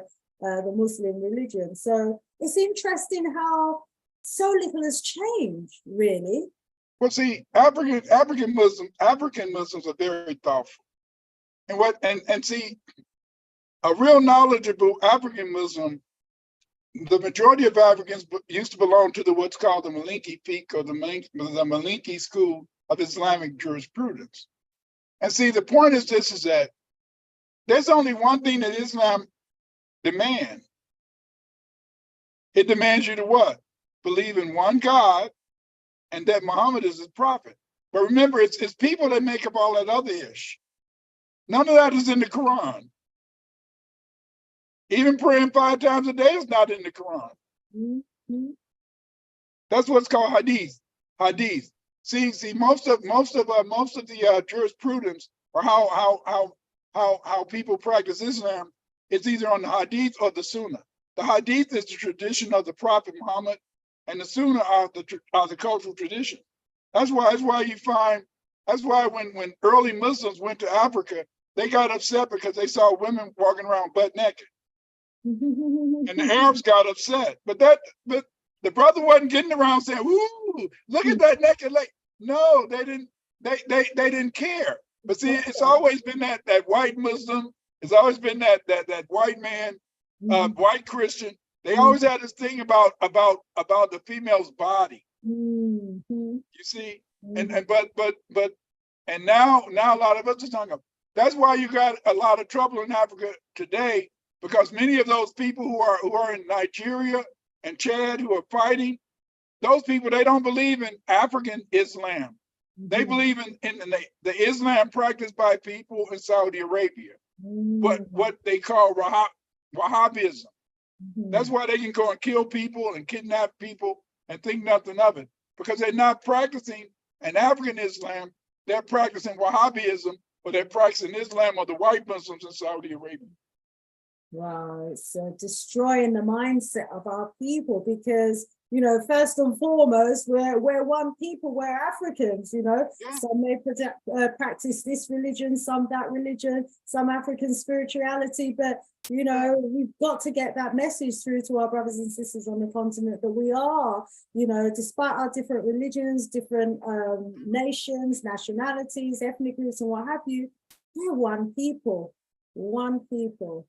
And there was a lot more respect, but in the 1970s, Saudi Arabia started giving a lot of African brothers money. And a lot of these African brothers, they didn't really they couldn't get jobs in the capital, so they stopped being Malinki Muslims, and they started being Wahhabis or Hanafis. And Wahhabis and Hanafis, they're afraid of the woman. The dynamic dual on the planet Earth is a black man and a black woman. Mm-hmm. But see, due to the influence of these white Arabs or these white Muslims or these Muslims from India and Pakistan, there are many black people today who don't really understand Islam. They want to fight their woman. They want to keep their woman down. And then see, that's why there's no progress. You can't have progress in Africa if you're going to keep the black woman down, because the black woman family, the black woman is truly a goddess. Goddess.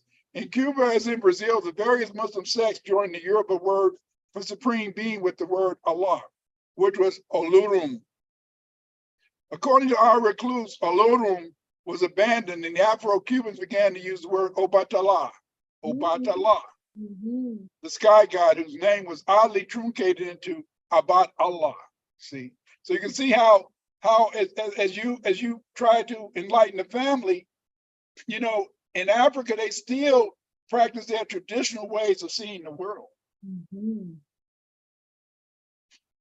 Also, there were many Muslims also among the Dutch blacks in Suriname. You know, Arabi was a literate Muslim from the northern Senegalese coast.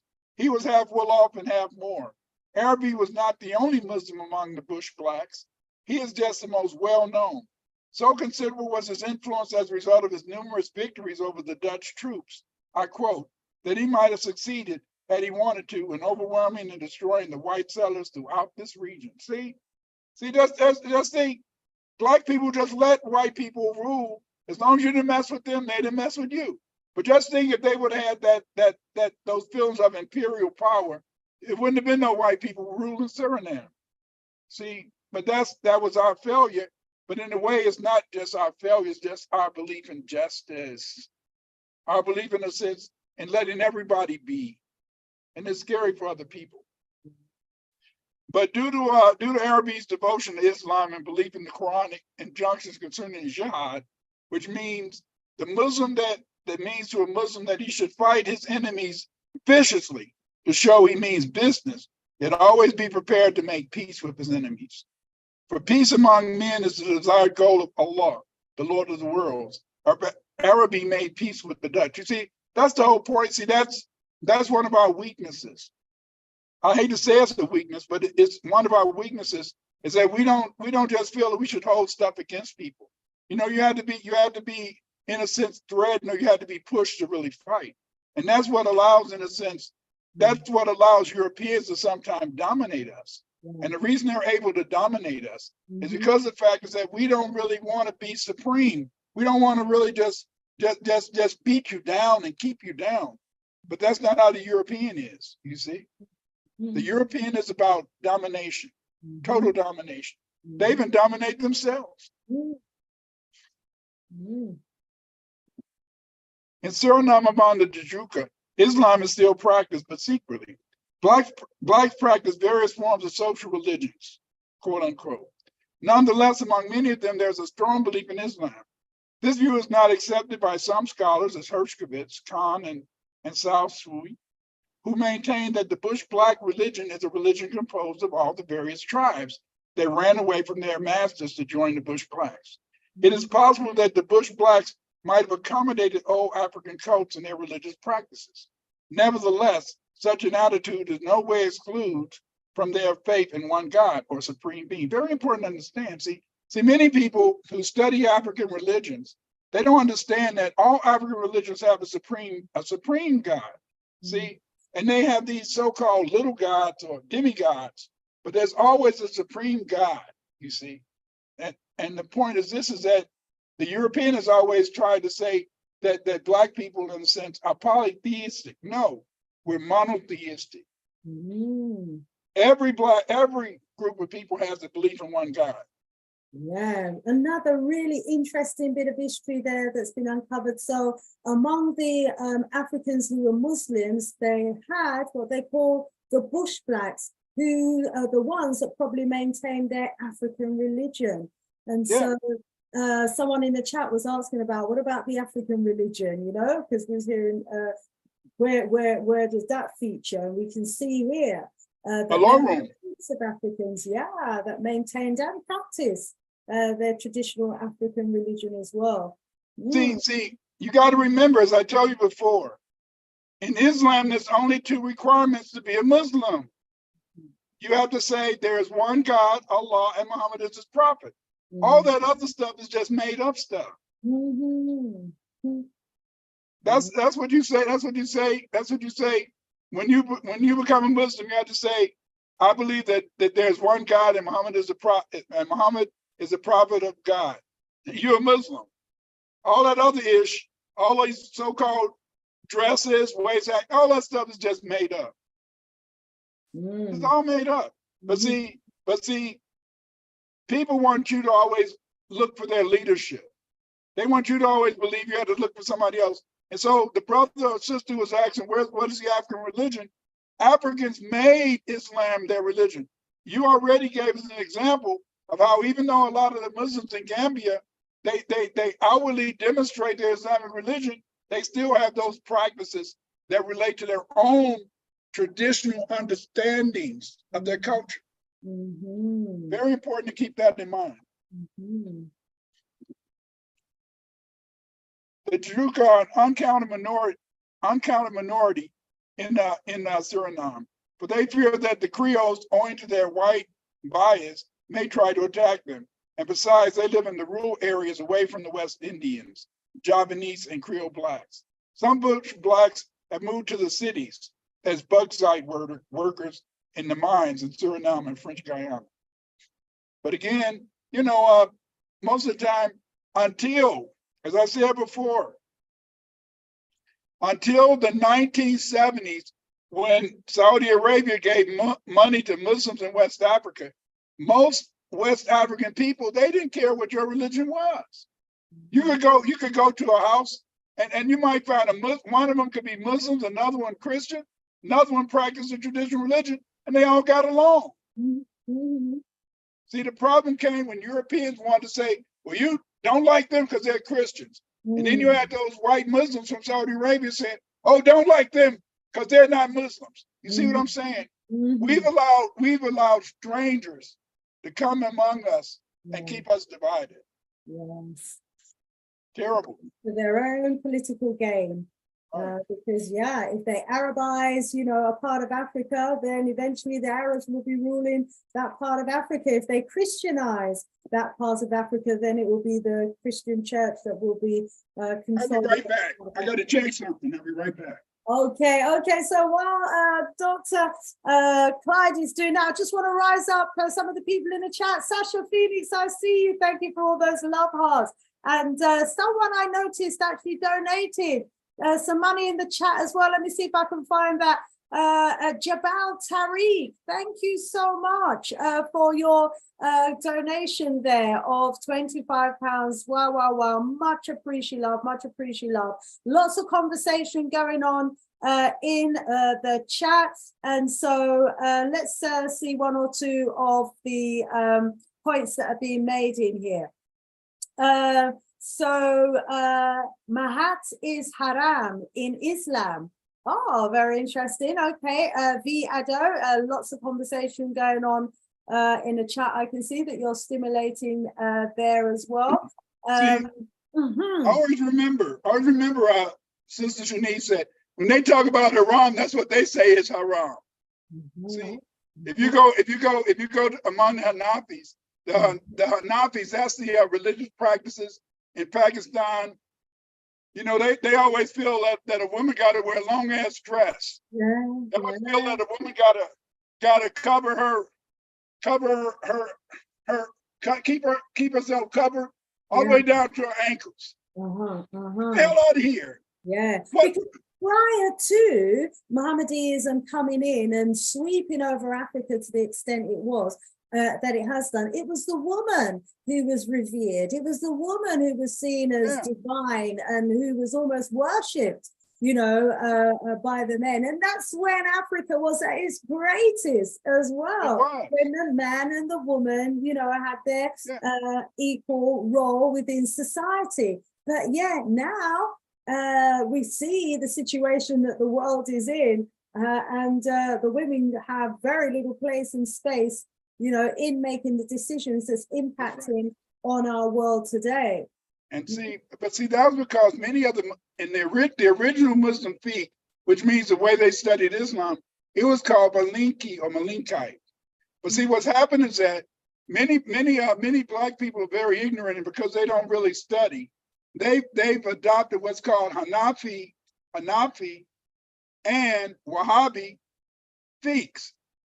But see, those are fiqhs of white men. The white man ain't never respected his woman. The white man, he don't see a woman as nothing but a horse, and they can have sex with a horse. Do you hear me? Do you hear me? And see, look at this. Black women in Africa, when Islam was really going on, they were going around butt naked. That didn't turn no Black man on. That's right. See, but look at here. Because the woman's body was revered. You know? Yeah, it wasn't seen as anything, you know, other than that's right. Yeah. So what's seeing some breasts? What's seeing a little a naked ass? What was that? But see, with them, look at these white Muslims. They don't even want to see a woman's ankles. Am I wrong? Am I wrong? No, it's the truth. They don't want the woman to even show her face. Yeah.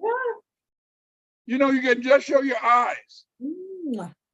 But you know how men are. If you just show your eyes, they're gonna think that's sexy. Get out of here.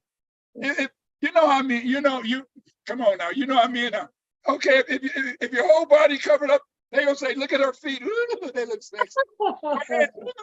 See, this is the whole point. But the thing is this is that, you know, that the Islamic tradition, like Usman Dan Fodio, he was a Malinkite. When he had his jihad, he always taught in the sense that you have to respect your woman. He wanted you to respect your daughters. He wanted you, in a sense, to respect the women in the tribe. It's only when this Hanafi and this Wahhabi, when the Hanafi fiqh and the Wahhabi fiqh went down. Okay, but then the modern period, let's go into the modern period. During the modern period, the most important spread of Islam was from the Ahmadiyya movement. And see, the Ahmadiyyas, there are Muslims that came from Pakistan, but in Pakistan, the Ahmadis are not believed to be Sunni Muslims or Orthodox Muslims. The Ahmadiyya movement came to Suriname in the 1950s. The Ahmadi missionaries came to Suriname from the Netherlands in 1956. Today, there are 7,000 Ahmadis in Suriname. In the last 50 years, many Afro-Caribbeans who at one time had been Christian have turned to Islam because of its specific and logical recognition of the essence of truth in our religions. This type of mysticism, so characteristic of the Sufis and other Muslim saints, interpretation of the Quran has brought thousands of Africans in the New World to the fold of Islam and contributed so much to peace and goodwill among mankind. Let me explain to you. In West Africa, many of the Muslims were Sufis. And see, the Sufis, they like what? They like music. They like dancing. They like shouting, you see. But those white Muslims, the white Muslims in Pakistan, the white Muslims in Saudi Arabia, the white Muslims in Iran, the white Muslims in Afghanistan, they don't like music because they don't have any rhythm. Sounds like the difference between the black churches and the white churches in the Christian religion as well. And see that's what it was in a sense. That's what it was for the African Muslim. But see, that's why you find many Africans today, they don't believe in the Maliki fight. They want to be Taliban, or they want to be Al Qaeda, or they want to be, in a sense, the black flag people. Because see, they're following the white man. Africa is all in turmoil because many Muslims are following these white Muslims. But anyway, during colonialism, many West Indians who returned to Africa to work for the British government were converted to Islam by continental African Muslims. Those who returned to the West Indies either went to Indian mosques, where they were available, or simply worship Islam in the privacy of their homes. There are many Muslims, and again, as I said, there's many African Muslims, especially in a sense today, especially in Guyana. The earliest African Muslims in Guyana were Malinki Muslims. They attend the same mosque as the Indians in Guyana. It has been only in the last 20 years that Islam has become a popular religion among Afro-Guyanese. In Guyana, the Afro-American Muslims usually attend mosques with Indian Muslims. Most Muslims in Guyana read Qurans translated into English.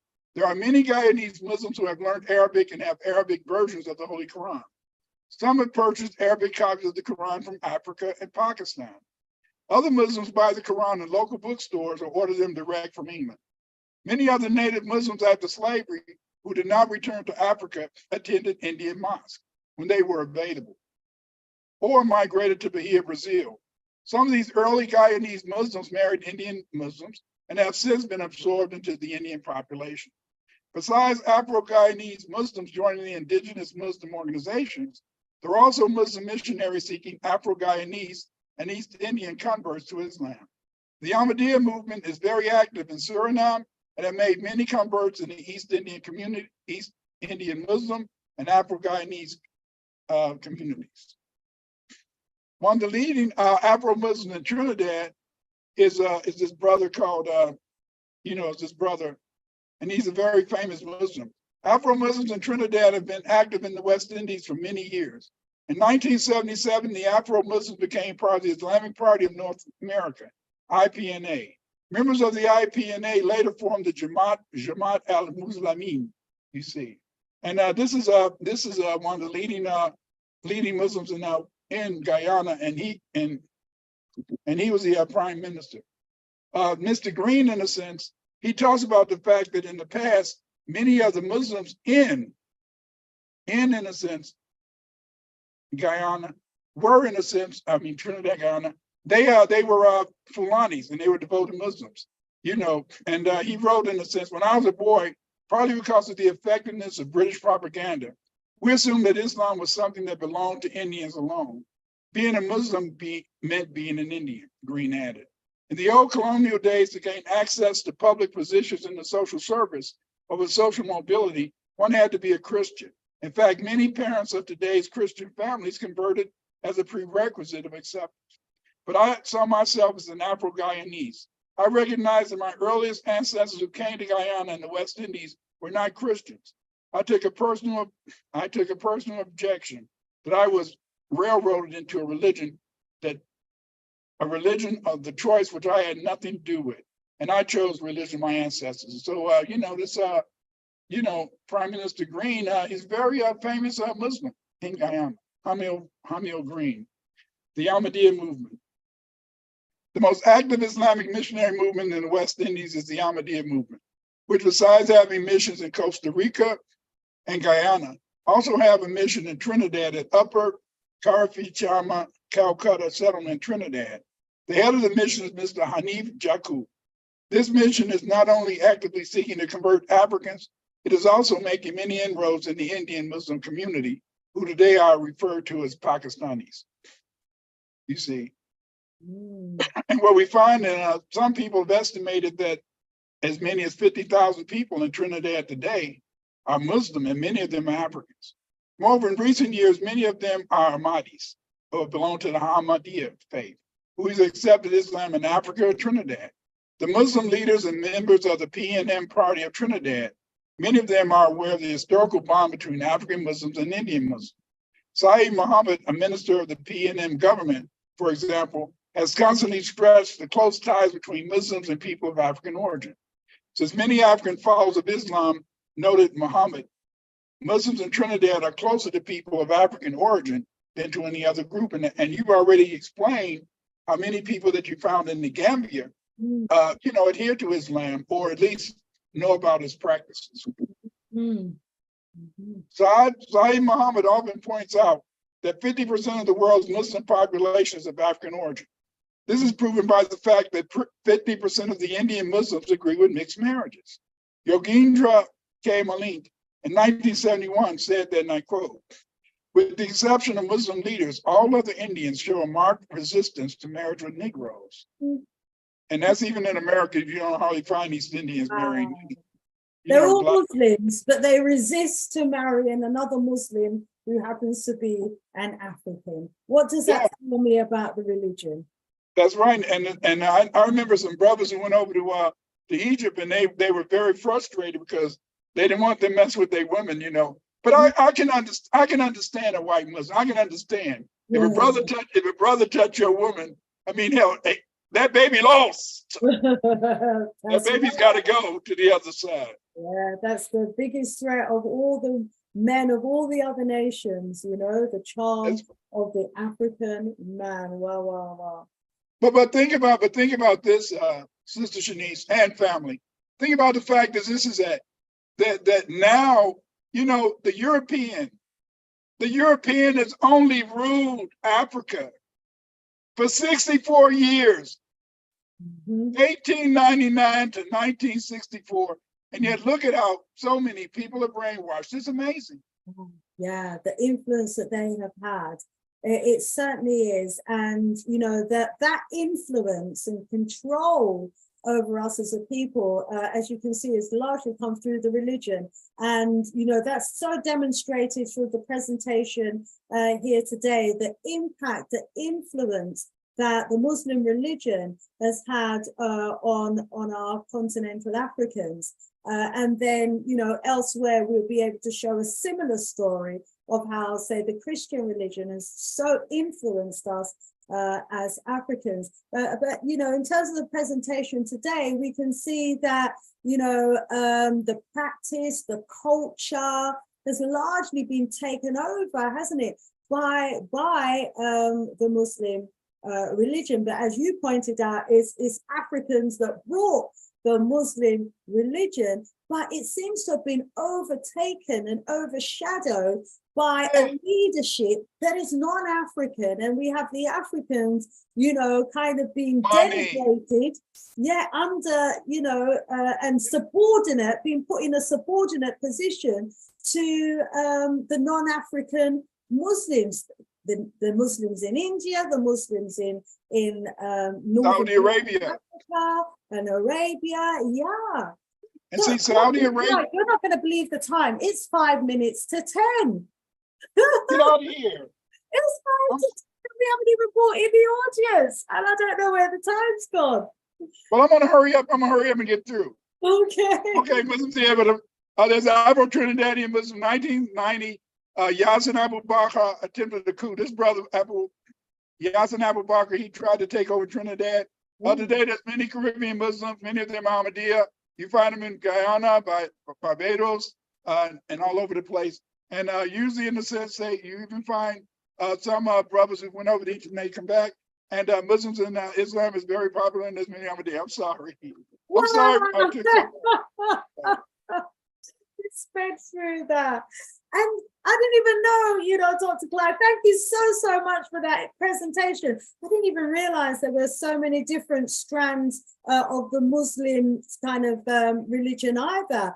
You know, we hear about the wars that's going on in some parts of Africa, different religious fractions fighting among themselves. And, you know, again, you know, it's the religion that's taken over the mind of us as Africans. And we should be saying, first and foremost, we are Africans. Let's quickly go to the chat, bring in some of the conversation that we're getting here. Phenomenal as always, Dr. Winters, so interesting. S.A. Smith, thank you. She says, I'm beginning to believe every ethnic group has their own way to worship their creator, but us Black people are not left alone to do that. We are told it must be done a certain way or risk going to hell. That's right. So we're being everybody. Everybody is always trying to tell us how we should practice our way of belief. Yeah. You see, and as I said, Saudi Arabia, they're the main cause of the problems in Nigeria, Chad, Cameroon. They're the ones financing those guys going around raping women, stealing girls from schools. That's Saudi Arabia giving them that money. See, because it's a shame that money is, they say money is the root of all evil, and because of that materialism, Black people will sell some Black people will sell their soul for $1. We're our own worst enemies. And, you know, it goes back to the earlier part of the presentation as well, Dr. Clyde, where there were examples in there and testimonies of individuals who've been sold into enslavement by their own people. But interestingly, there was a church service that happened in Uganda. Did you get that in America, where a famous Ugandan pastor had the whole church praying for forgiveness, for selling their African brothers and sisters into enslavement? But also, what about that church in Uganda or Kenya that had all the members drink poison? It's crazy. Oh, I know. This is like religion gone mad in some places. We've all seen those crazy videos about what some of those pastors get their congregation members to do. I mean, it's just imitating the white man. Our downfall. I don't care if you're a Muslim. I don't care if you're a Christian. Our people are imitating those people. Those people do not have any humanity. Those people do not have any love. Those people do not know how to feel God. That, I don't care.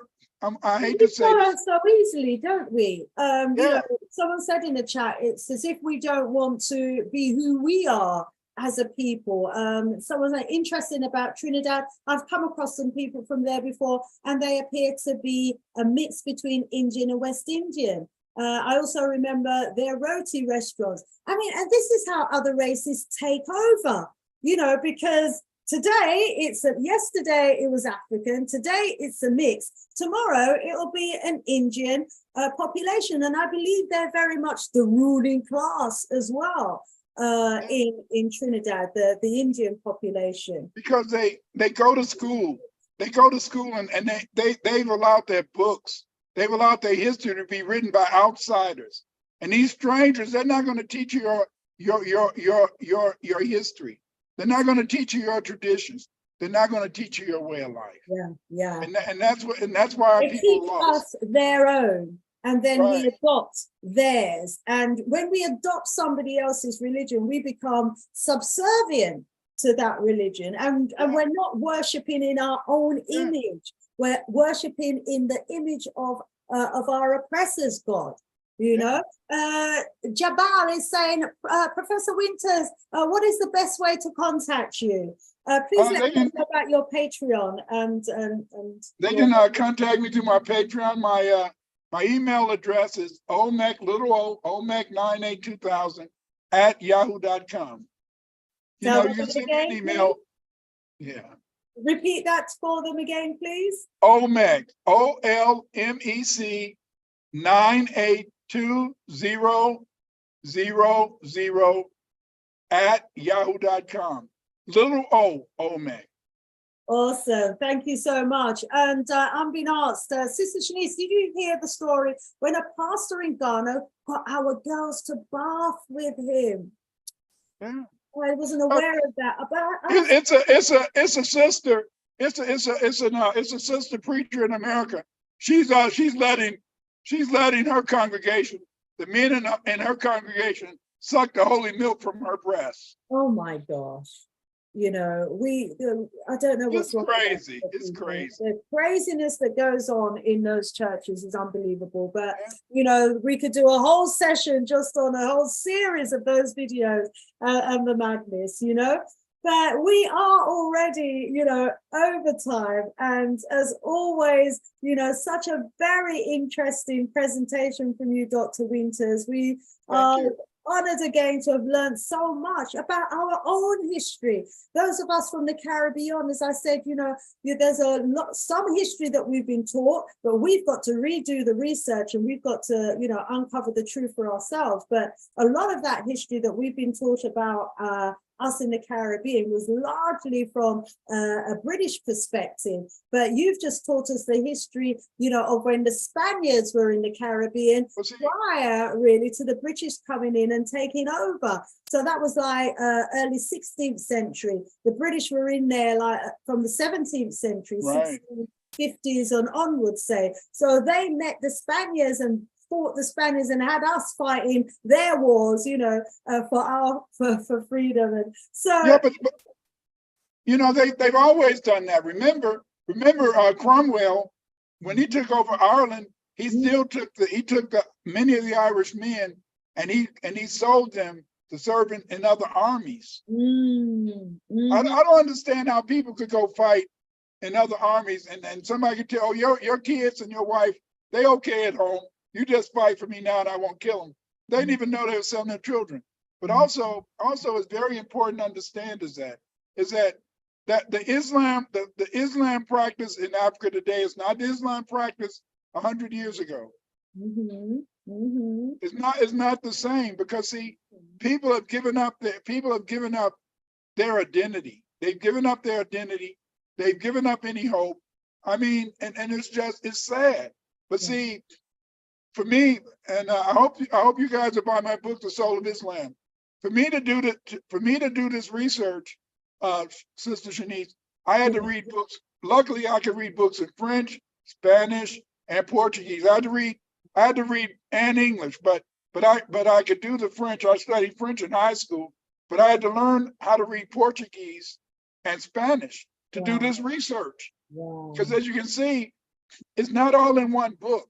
And that's why when you do research, you have to always try to get a language component, you know, and that a lot of the information, especially when you want to research the Caribbean, you got to know at least Spanish and French. Because therein lies a lot of our history that we will never get to know unless we can read from those languages. That's right. And see, well, we're so glad we've got you, Dr. Winters. You can do the reading and interpretation and analysis for us, and you know it takes up a lot of your time. So family, please do support our beloved Dr. Winters. I'm a Patreon member and I get so much information almost daily. I'm getting emails and I'm being given presentations and PDFs from presentations, you know, a lot like me on my Patreon family. Yeah, please do join me as well. I do hope to do better.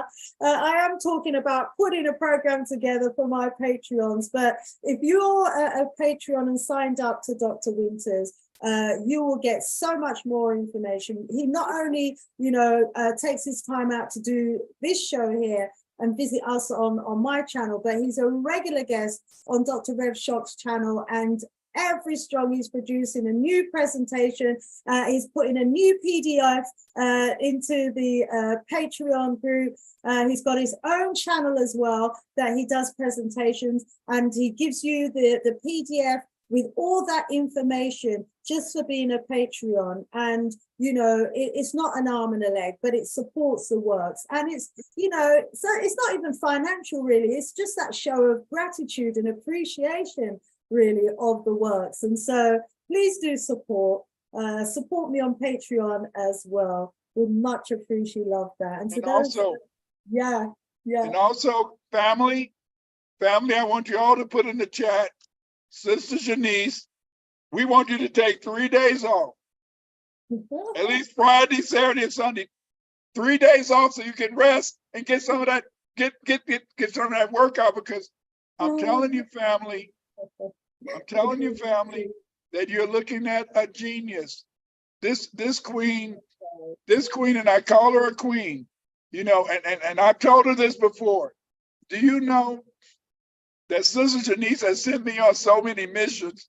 I have to be careful when I talk to her, because she's going to say something that is so dynamic, so interesting, that it's going to make me want to do some research, and I want to, right?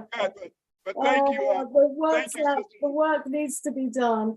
Dr. Clyde Winters, we thank you so much again. Do get in touch with Dr. Clyde. You know, he's got research training programs that he's delivering. You can contact him on Patreon, on Facebook. He does an incredible amount of work, and how he manages to do so much research within such a short space of time and get it all out there. We're looking at a genius. So thank you so much, Dr. Clyde. To everyone in the chat, thank you so much for joining us this evening. Thank you, Sister Berna. She said, I've learned so much on the topic this evening. We're glad that you have, and I'm sure we all have today as well. So thanks again, beloved. And family, fingers crossed we might be able to get him back again in the very near future to share some more of the research with us that he is doing and continues to do into our history. So all being well, we will be back next strong with Leader Bandaka. So keep it locked to the Sista Shanice Show channel. Thank you again so much, Dr. Clyde. One love. Have a great day, evening. Thanks for